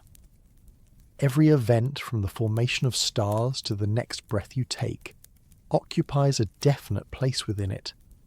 This view does not say that time flows, it says that observers move. You experience time passing because your consciousness traces a path through space-time. Along that path, events are encountered in sequence. Memories form behind you. Anticipation points ahead. The structure itself does not need to change for experience to unfold. This is often called the block universe view, though the name can be misleading. It does not imply that the universe is static in a human sense. Change still exists. Processes still occur. motion still happens. What disappears is the idea that the present moment sweeps across reality, bringing things into existence as it goes. Instead, existence is distributed across space-time. This idea feels strange largely because it conflicts with how memory works. We remember the past, not the future. That asymmetry makes it feel as though the past is real and the future is not. But memory is a physical process. It depends on entropy, causality, and the way information is stored. It does not define what exists. It defines what is accessible to us. From the space-time perspective, the future is no less real than the past. It is simply not yet accessible along your path. Just as a distant location exists even if you have not been there, a future event can exist even if you have not experienced it. This comparison is not perfect, but it helps loosen the grip of the intuition that existence must follow experience. Another way to approach this is to consider how different observers slice space-time. One observer's present includes events that another observer considers future. If both observers are valid, then those future events must already exist in some sense. Otherwise, one observer would be referring to something that is not there. Space-time resolves this by treating all events equally. Existence does not depend on being present to someone. It depends on being part of the structure. This does not mean that everything is determined in the way people often fear. Determinism and the block universe are related but not identical. Even in a space-time where all events exist, the internal rules governing those events can include probabilities, indeterminacy, and branching outcomes. The structure can accommodate uncertainty. What changes is not the presence of choice, but the interpretation of time. Choices still occur, decisions are still made. They are simply events within space-time, not acts that conjure new reality out of nothing. From within experience, this distinction feels subtle. You still decide what to do next. You still experience uncertainty. You still feel the openness of the future. Space-time does not remove that openness from experience. It only reframes how existence is distributed. The discomfort many people feel around this idea often comes from imagining that the future being real means it is already known or fixed. Space-time does not require that. It only requires that events, once they occur, occupy places in the structure. Whether those events are determined or probabilistic depends on deeper physical laws, not on the existence of space-time itself. Quantum mechanics, for example, introduces genuine uncertainty at fundamental levels. Some interpretations suggest branching futures rather than single outcomes. Space-time can accommodate those possibilities as well. The structure does not demand a single predetermined script. What space-time does undermine is the idea that the present moment has special ontological status. It is special to us, subjectively. It is where consciousness is focused. But it's not special to the universe as a whole. This realization can be unsettling, but it can also be oddly comforting.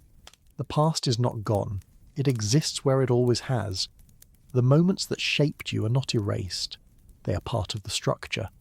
Likewise, the future is not an empty void waiting to be filled. It is a region of space-time that you have not yet reached. This does not mean you can access it. Paths through space-time are constrained. You move forward along your world line. You cannot jump around arbitrarily. The existence of a location does not grant access to it. This distinction matters. Existence does not imply availability. Just as a distant star exists even if you cannot travel to it, future events can exist even if you cannot experience them yet. Space-time is not a permission slip. It is a map. The idea that your future already exists also reframes fear and anticipation. Anxiety often comes from imagining the future as a looming unknown. Space-time suggests that the unknown is not non-existent. It is simply not encountered yet. That does not make it safer or easier, but it changes the framing. Similarly, regret often treats the past as something lost. Space-time suggests that the past is not destroyed. It is simply behind you along your path. You cannot revisit it, but it remains part of the structure. This view does not ask you to stop caring about time or consequences.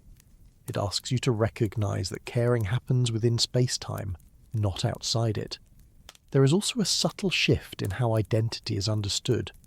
If all moments of your life exist within space-time, then you're not only who you are now, you're a continuous structure extended through time.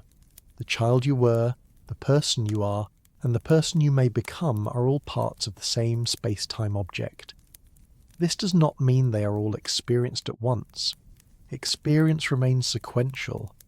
Consciousness moves along the structure, but the structure itself includes them all. Some people find this idea disturbing because it seems to remove novelty. If everything already exists, what is new? The answer is experience. Novelty arises from where you are on your path. The fact that a destination exists does not remove the novelty of arriving there.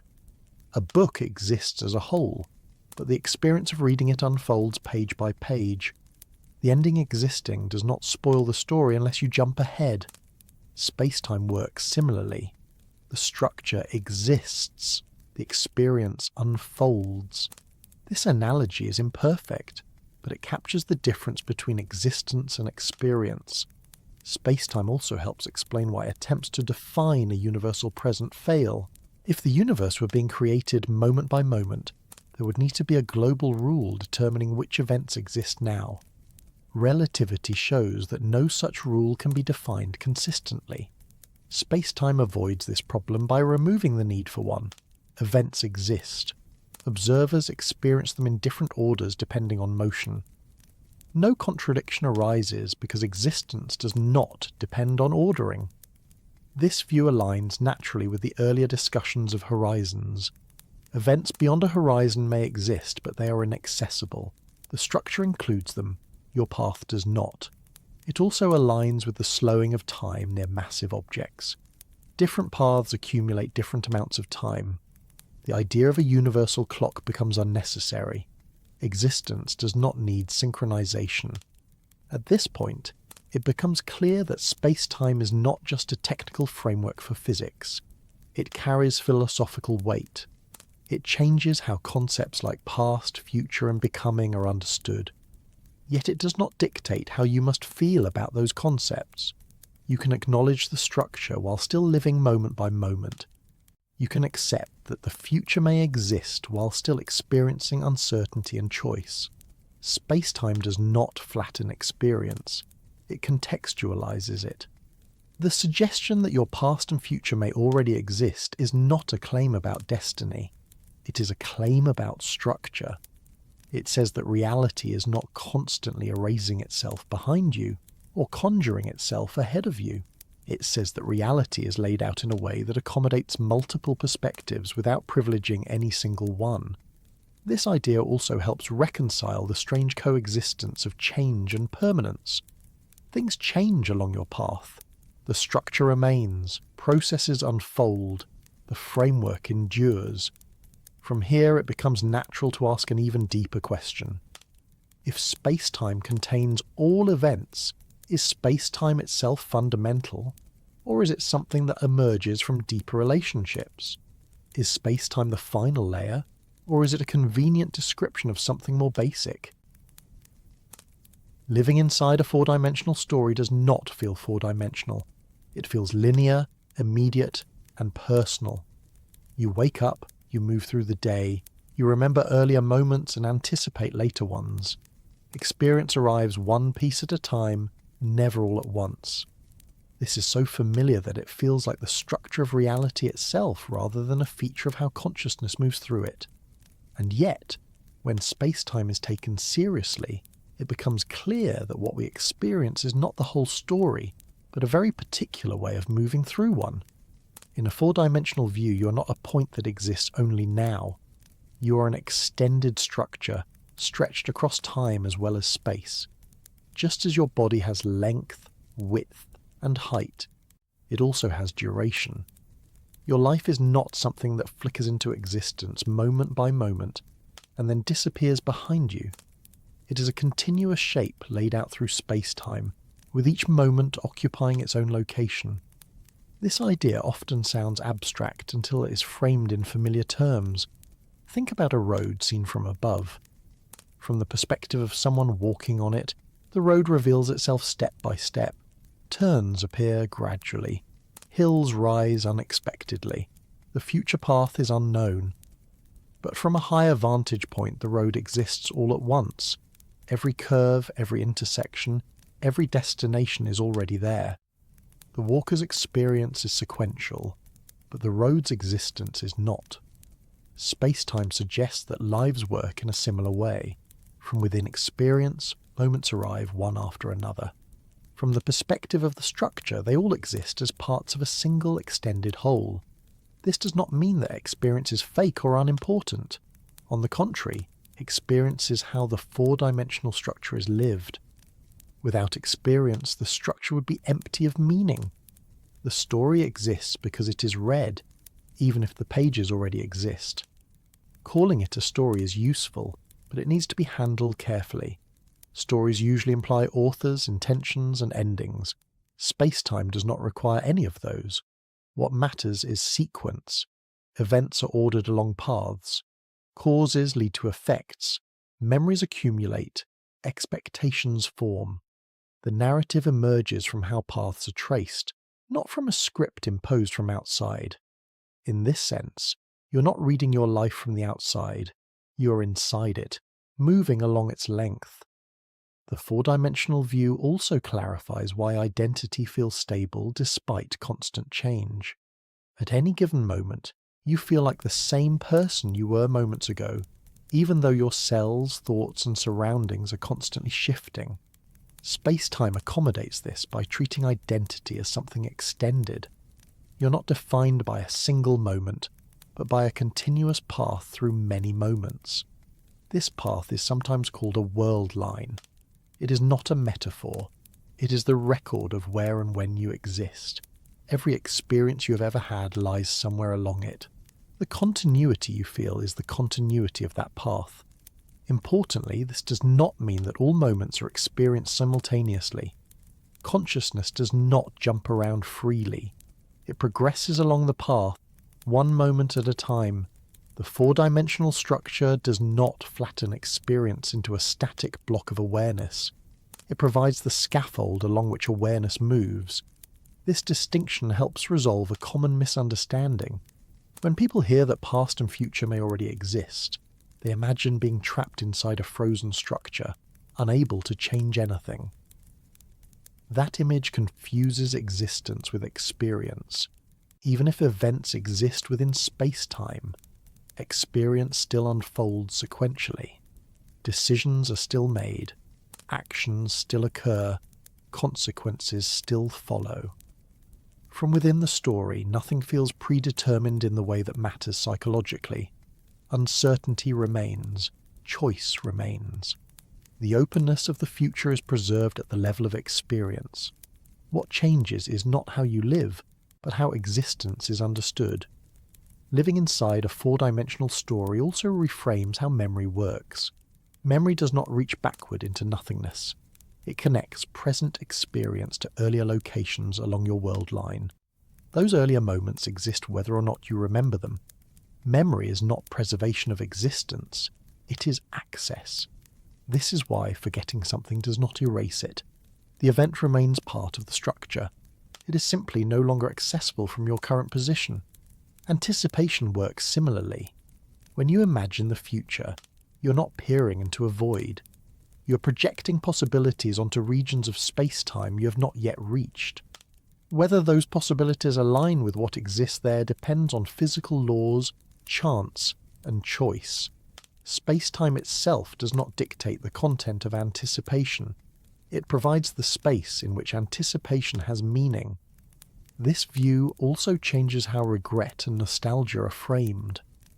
Regret often treats the past as something lost and unreachable, while nostalgia treats it as something distant and fragile. In space-time, the past is neither. It is simply elsewhere along your path. You cannot return to it, not because it no longer exists, but because your path does not loop back. That does not make regret meaningless. It gives it context. Regret arises because you are aware of the structure of your story and how different paths could have existed. Spacetime does not remove that awareness, it grounds it. The four-dimensional view also clarifies why aging feels the way it does. Aging is not something that happens to a static self. It is the experience of moving along a world line. Each moment adds length to that path. From within, it feels like time passing. From the outside, it looks like extension. This does not diminish the emotional reality of aging, it reframes it. You're not being carried away by time. You're inhabiting more of yourself. Another subtle shift comes in how beginnings and endings are understood. In everyday thinking, beginnings feel like points where things come into existence, and endings feel like points where they vanish. In space-time, beginnings and endings are boundaries of paths. They are locations where world lines start or stop. They do not require creation or destruction in a deeper sense. They mark where structure exists and where it does not. This perspective can soften fear around endings without denying their significance. An ending is still an ending. Experience stops there, but what has existed does not unravel. It remains part of the structure. Living inside a four-dimensional story also affects how we think about other people. Each person is not just a moving point in the present, but an extended structure with their own path. Interactions occur where paths intersect. Relationships are not momentary connections. They are regions where world lines run alongside one another for a time. This explains why shared experiences feel richer than isolated moments. They are not just points of contact, they are stretches of shared geometry. It also explains why loss feels the way it does. When someone leaves your life, their path no longer intersects with yours. They do not vanish from space-time. They simply move elsewhere along their own path. The intersection ends. The shared region closes. This does not make loss easier. It makes it more intelligible. The four-dimensional view also highlights the difference between description and experience. Physics describes structure. Experience inhabits it. Confusion often arises when one is mistaken for the other. Physics does not tell you how to feel about your story. It tells you how the story is arranged. This distinction matters because it prevents the four-dimensional view from becoming emotionally flattening. Recognizing structure does not require emotional detachment. You can acknowledge that moments exist while still valuing them precisely because you experience them when you do. In fact, the rarity of experience becomes more pronounced. If all moments exist, then the moment you're experiencing now is not valuable because it exists, but because you are here. Attention gives moments their weight. This aligns with the everyday intuition that presence matters. Being present does not mean believing that only the present exists. It means engaging fully with where you are on your path. The four-dimensional view also explains why trying to live only in the present can feel strained. The present is not isolated. It is connected backward through memory and forward through anticipation. Trying to sever those connections goes against the structure of experience itself. Living inside a four-dimensional story means acknowledging continuity rather than denying it. This view also sheds light on why narratives are so central to human understanding. We naturally organize experiences into stories because we ourselves are extended through time. We are four-dimensional beings trying to make sense of four-dimensional lives using three-dimensional language. Stories compress structure into sequence. They allow us to hold extended paths in mind without needing to see everything at once. Physics, in a sense, does the opposite. It expands sequence into structure. It shows how all the moments fit together without privileging any one of them. Both approaches are valid. They serve different purposes. The tension between them is not a conflict. It is a complement. Living inside a four-dimensional story also reframes questions about meaning. Meaning does not require moments to be fleeting or fragile. It arises from relationships between events, from how paths intersect, from how experiences resonate across time. A meaningful moment is not meaningful because it exists briefly. It is meaningful because of where it sits within the structure of a life. This perspective can be grounding rather than unsettling. It suggests that your life is not a thin thread constantly being eaten away by time. It is a shape that already has extension. You're not losing yourself to time. You're occupying yourself within it. Of course, this does not remove uncertainty. You still do not know what lies ahead along your path. From within, the future remains open. The structure does not reveal itself in advance. Experience unfolds without spoilers. This balance between structure and uncertainty is one of the quiet strengths of space-time. It allows reality to be coherent without being rigid. It allows existence to be distributed without experience being diminished. At some point, after space-time has done its work explaining motion, gravity, light, time, horizons and lives stretched across duration, a quieter question starts to surface. It is not urgent, and it does not demand an immediate answer, but it lingers. Is space-time itself the deepest layer of reality? Or is it a pattern that emerges from something more basic, something we only notice because of how we exist within it? This question does not arise because space-time has failed. On the contrary, it arises because space-time works so well. It explains an enormous range of phenomena with a single, coherent structure. It unifies space and time, replaces forces with geometry, preserves causality, and accommodates multiple perspectives without contradiction. When a framework is this successful, it becomes natural to ask whether it is the foundation or a very good description of something deeper. For most of physics history, space and time were treated as fundamental without hesitation. They were assumed to be the stage on which everything else happened. Matter moved, forces acted, energy flowed. Space and time simply were. Space-time already represents a step away from that assumption, because it treats space and time not as passive containers, but as an active structure that responds to what exists within it. Even so, space-time still functions as a background in an important sense. Events are located within it. Paths are traced through it. Geometry is defined on it. This raises the possibility that space-time itself might be analogous to temperature or pressure, real and measurable, but not fundamental in the deepest sense. Temperature feels fundamental in daily life. Things are hot or cold. Thermometers measure it. Yet temperature is not fundamental. It emerges from the collective motion of particles.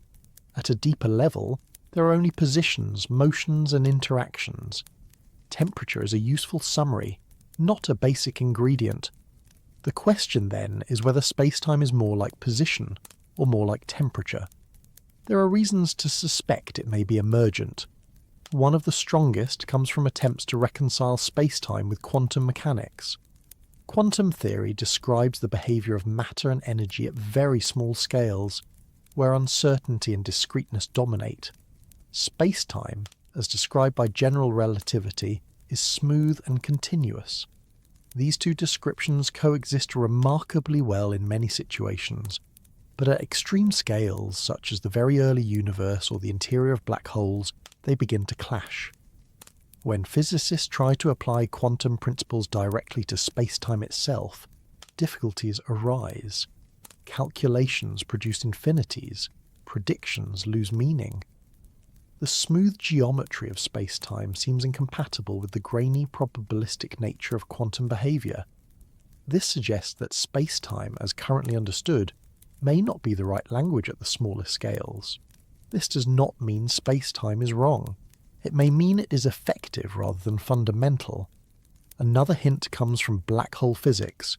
Horizons behave in ways that suggest a deep connection between space-time geometry, information, and entropy. The amount of information associated with a black hole appears to scale with the area of its horizon, not the volume inside. This is surprising if space-time volume is fundamental. It makes more sense if space-time geometry is encoding something more basic.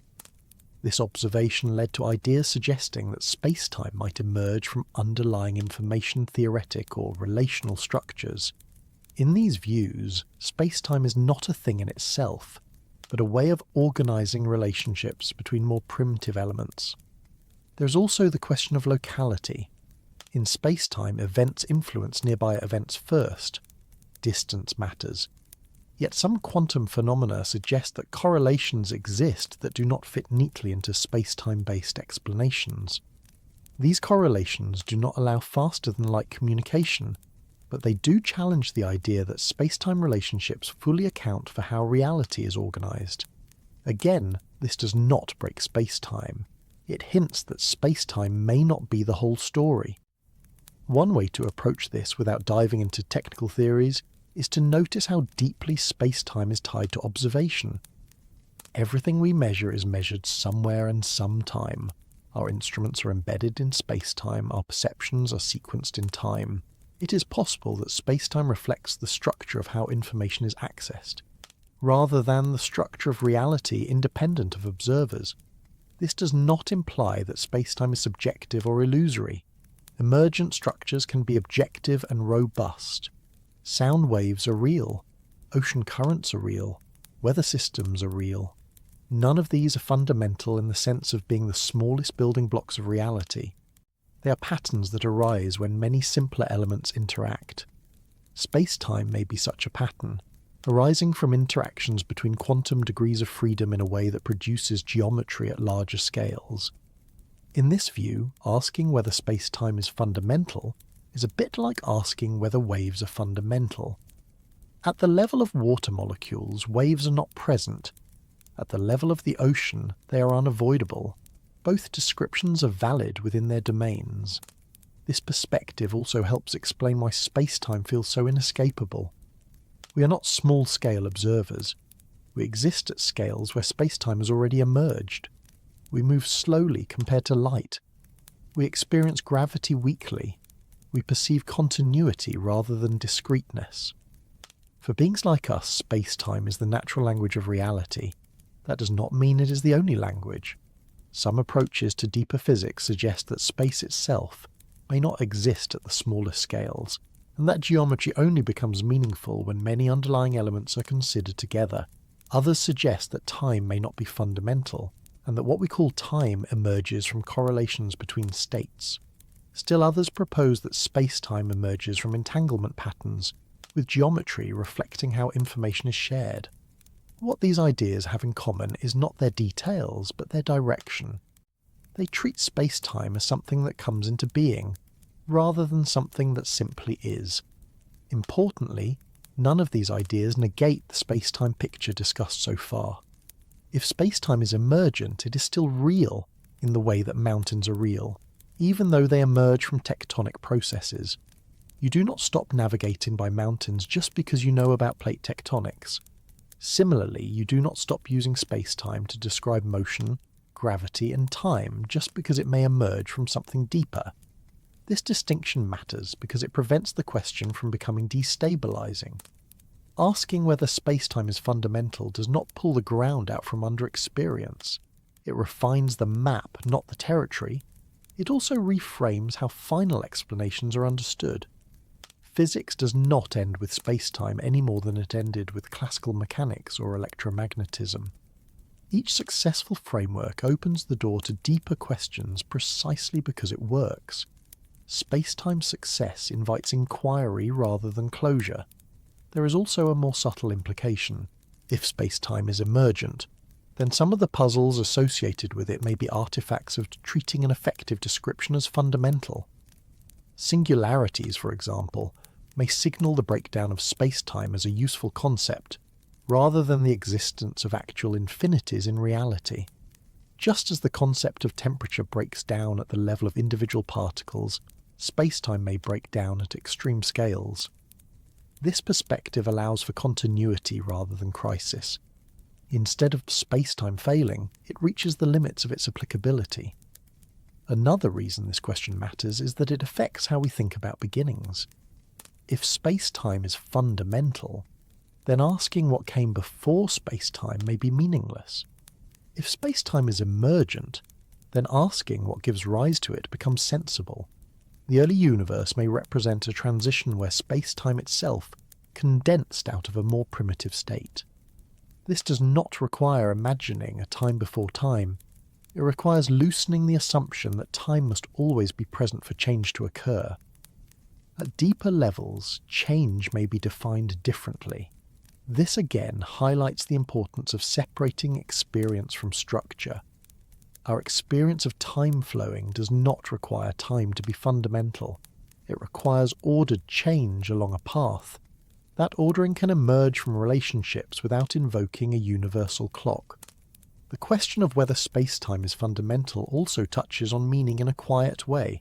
If spacetime is emergent, then the structure we inhabit is not arbitrary. It arises because it supports stable processes, causality, memory, and experience. Spacetime may be the shape reality takes when it is capable of hosting observers like us. This does not make spacetime anthropocentric. It makes it compatible with observation. From this angle, spacetime is not just what exists, but what can exist stably at macroscopic scales. It is the geometry of persistence.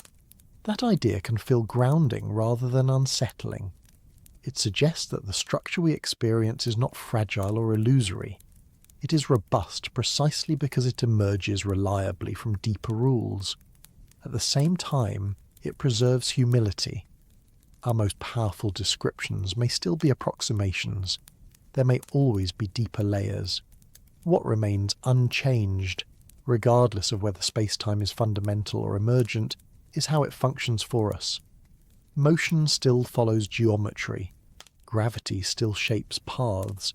Time still behaves locally. Horizons still divide access. Experience still unfolds sequentially. The universe does not pause while we debate its foundations. This balance between certainty and openness is characteristic of good scientific frameworks. They provide solid ground for understanding while leaving room for revision.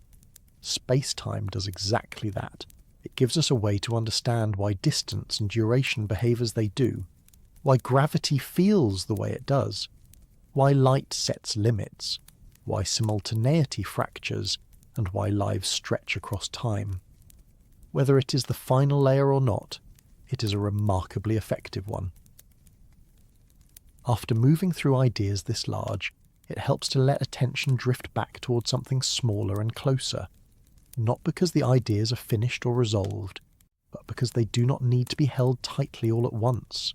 Space-time does not ask for constant focus. It holds whether you think about it or not. And so there is no pressure now to keep tracing structures or following arguments forward. Instead, this is a good moment to notice where you are again, not as a point on a diagram, but as a person listening, breathing, and gradually settling. You are still inside the same space-time that has been quietly shaping everything discussed so far. Nothing has changed about it because of this conversation. Distances still relate to durations, motion still redistributes time, gravity still curves paths, horizons still define what can reach what, your own world line still continues forward in the same calm, steady way it always has. What may have shifted slightly is not the structure itself, but how noticeable it feels. Earlier, attention was directed outward, toward ideas that stretch across galaxies, lifetimes, and theories. Now it can return inward, without contradiction. Space-time does not demand that you remain zoomed out. It is just as present at the scale of a quiet room as it is at the scale of black holes. The same geometry applies whether you're thinking about cosmic horizons or the weight of a blanket resting on your body. So take a moment to notice your position again, not by naming coordinates or times, but by sensing contact. The surface supporting you, the temperature of the air, the rhythm of your breathing. These are not distractions from the topic, they are expressions of it. Every sensation occurs somewhere and sometime. Each one is an event, quietly embedded in the same structure that governs stars and clocks. If the earlier ideas felt expansive or unsettling, that reaction makes sense. They loosen assumptions that are usually left untouched. They suggest that the present is not universal, that time does not flow the same way everywhere, that the future may exist without being experienced yet. Those suggestions do not need to be resolved emotionally. They do not require acceptance or rejection. They can simply be allowed to rest in the background. like knowledge you do not need to actively use. Understanding space-time does not require constantly thinking about it. In fact, most of the time, it is better not to. Life unfolds locally. Attention works best when it is narrow and grounded. Space-time accommodates that. It does not insist on cosmic awareness. The present moment, even without special status in the universe, still has practical and experiential weight. It is where your senses operate. It is where choices are made. It is where rest happens. That remains true regardless of how existence is distributed across time. Earlier, the idea appeared that your life is extended through space-time, not confined to now. That idea does not ask you to abandon the now. It simply asks you not to mistake it for the whole of reality. There is a difference between importance and exclusivity. The present is important because you are here. It is not important because it is the only thing that exists. Recognizing that difference can sometimes make the present feel lighter rather than heavier. There is less pressure for it to be everything. It does not need to justify itself by being fleeting or rare. It is enough that it is experienced. As you rest here, there is no requirement to think ahead or behind. Memory and anticipation will do what they do naturally.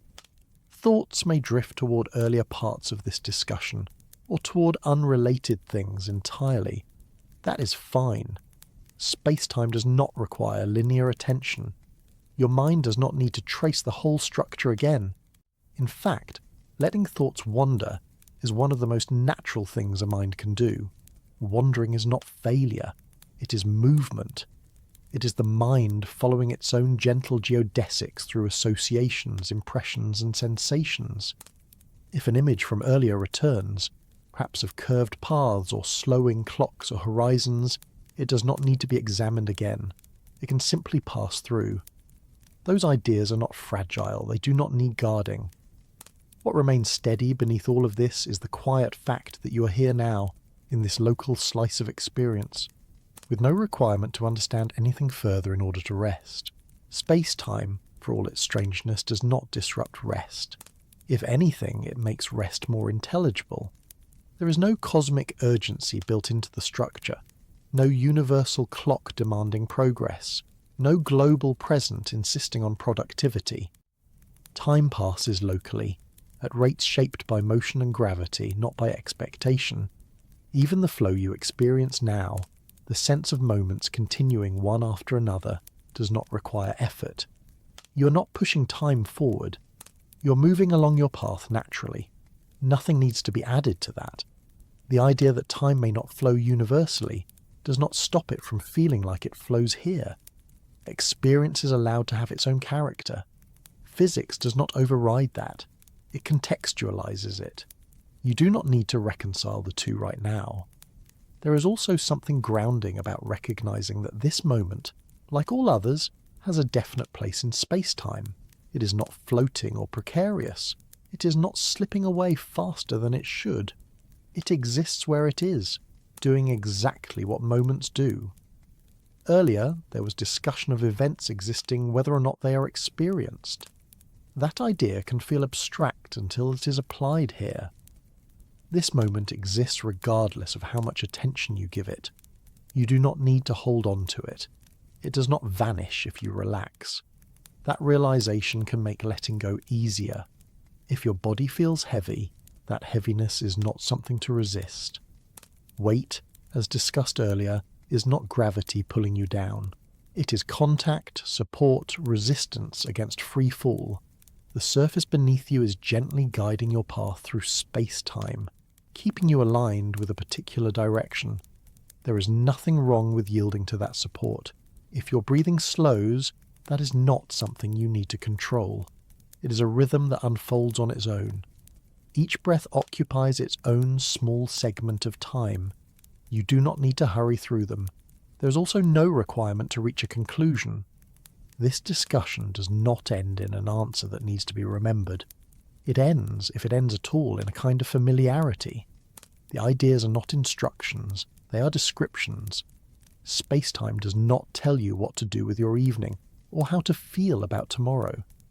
It does not offer guidance in that sense, it offers context, and context does not demand action. If you notice a sense of scale shifting, perhaps feeling smaller or calmer or more grounded, that is a natural response. Thinking about large structures often has that effect. It can make personal concerns feel less sharp without making them disappear. This does not mean your experiences are insignificant. It means they are situated. They have a place. Earlier, the idea appeared that you are not being carried away by time, but extending yourself through it. That idea does not need to be active right now. It can sit quietly beneath experience. You do not need to inhabit it consciously. Sometimes, understanding works best when it is allowed to fade slightly, becoming background rather than foreground. The structure remains even when attention softens. There is also no need to revisit the question of whether space-time is fundamental. That question can remain open. Reality does not wait for answers. It unfolds regardless. Curiosity does not need closure in order to be meaningful. If anything, unanswered questions are part of what keeps understanding alive rather than rigid. As this moment continues, there is nothing you need to add to it. You do not need to hold on to awareness of space-time or push it away. You do not need to stay alert or drift intentionally. Both are allowed. If sleep is approaching, it does not need to be encouraged. Sleep is simply another process unfolding along your path. Consciousness loosens. Experience thins. Time continues to accumulate whether you're aware of it or not. Space-time does not distinguish between waking and sleeping in any dramatic way. Both are regions of experience along the same structure. One is vivid, the other is not. Both belong. If you remain awake, that is also fine. Being awake does not require effort either. Awareness rests where it rests. The earlier discussions about past and future existing do not change the fact that rest happens now. Experience does not need to be justified by philosophy. There is something quietly reassuring about recognizing that nothing about this moment is precarious. It is not balancing on the edge of disappearance. It is not racing toward loss. It is simply located. The universe is not rushing you. If thoughts return to everyday concerns, that is natural. Those concerns exist along your world line too. They will be encountered when they are encountered. They do not need to be processed now. For now, it is enough to notice that you are somewhere, at some time, and that nothing else is required of you in this moment. Space-time does not demand understanding. It does not demand attention. It does not demand belief. It accommodates. You're already doing exactly what you need to be doing by being here. As attention settles, the ideas explored earlier do not need to remain sharp. They can blur gently, like distant landmarks as you stop focusing on them. The structure remains even when it is no longer in view. There is no final statement needed, no summary to hold on to, no resolution to arrive at. Just this ongoing moment, continuing in its own way, supported by a universe that does not hurry it along, allowing experience to unfold at the pace it already has without asking for anything more.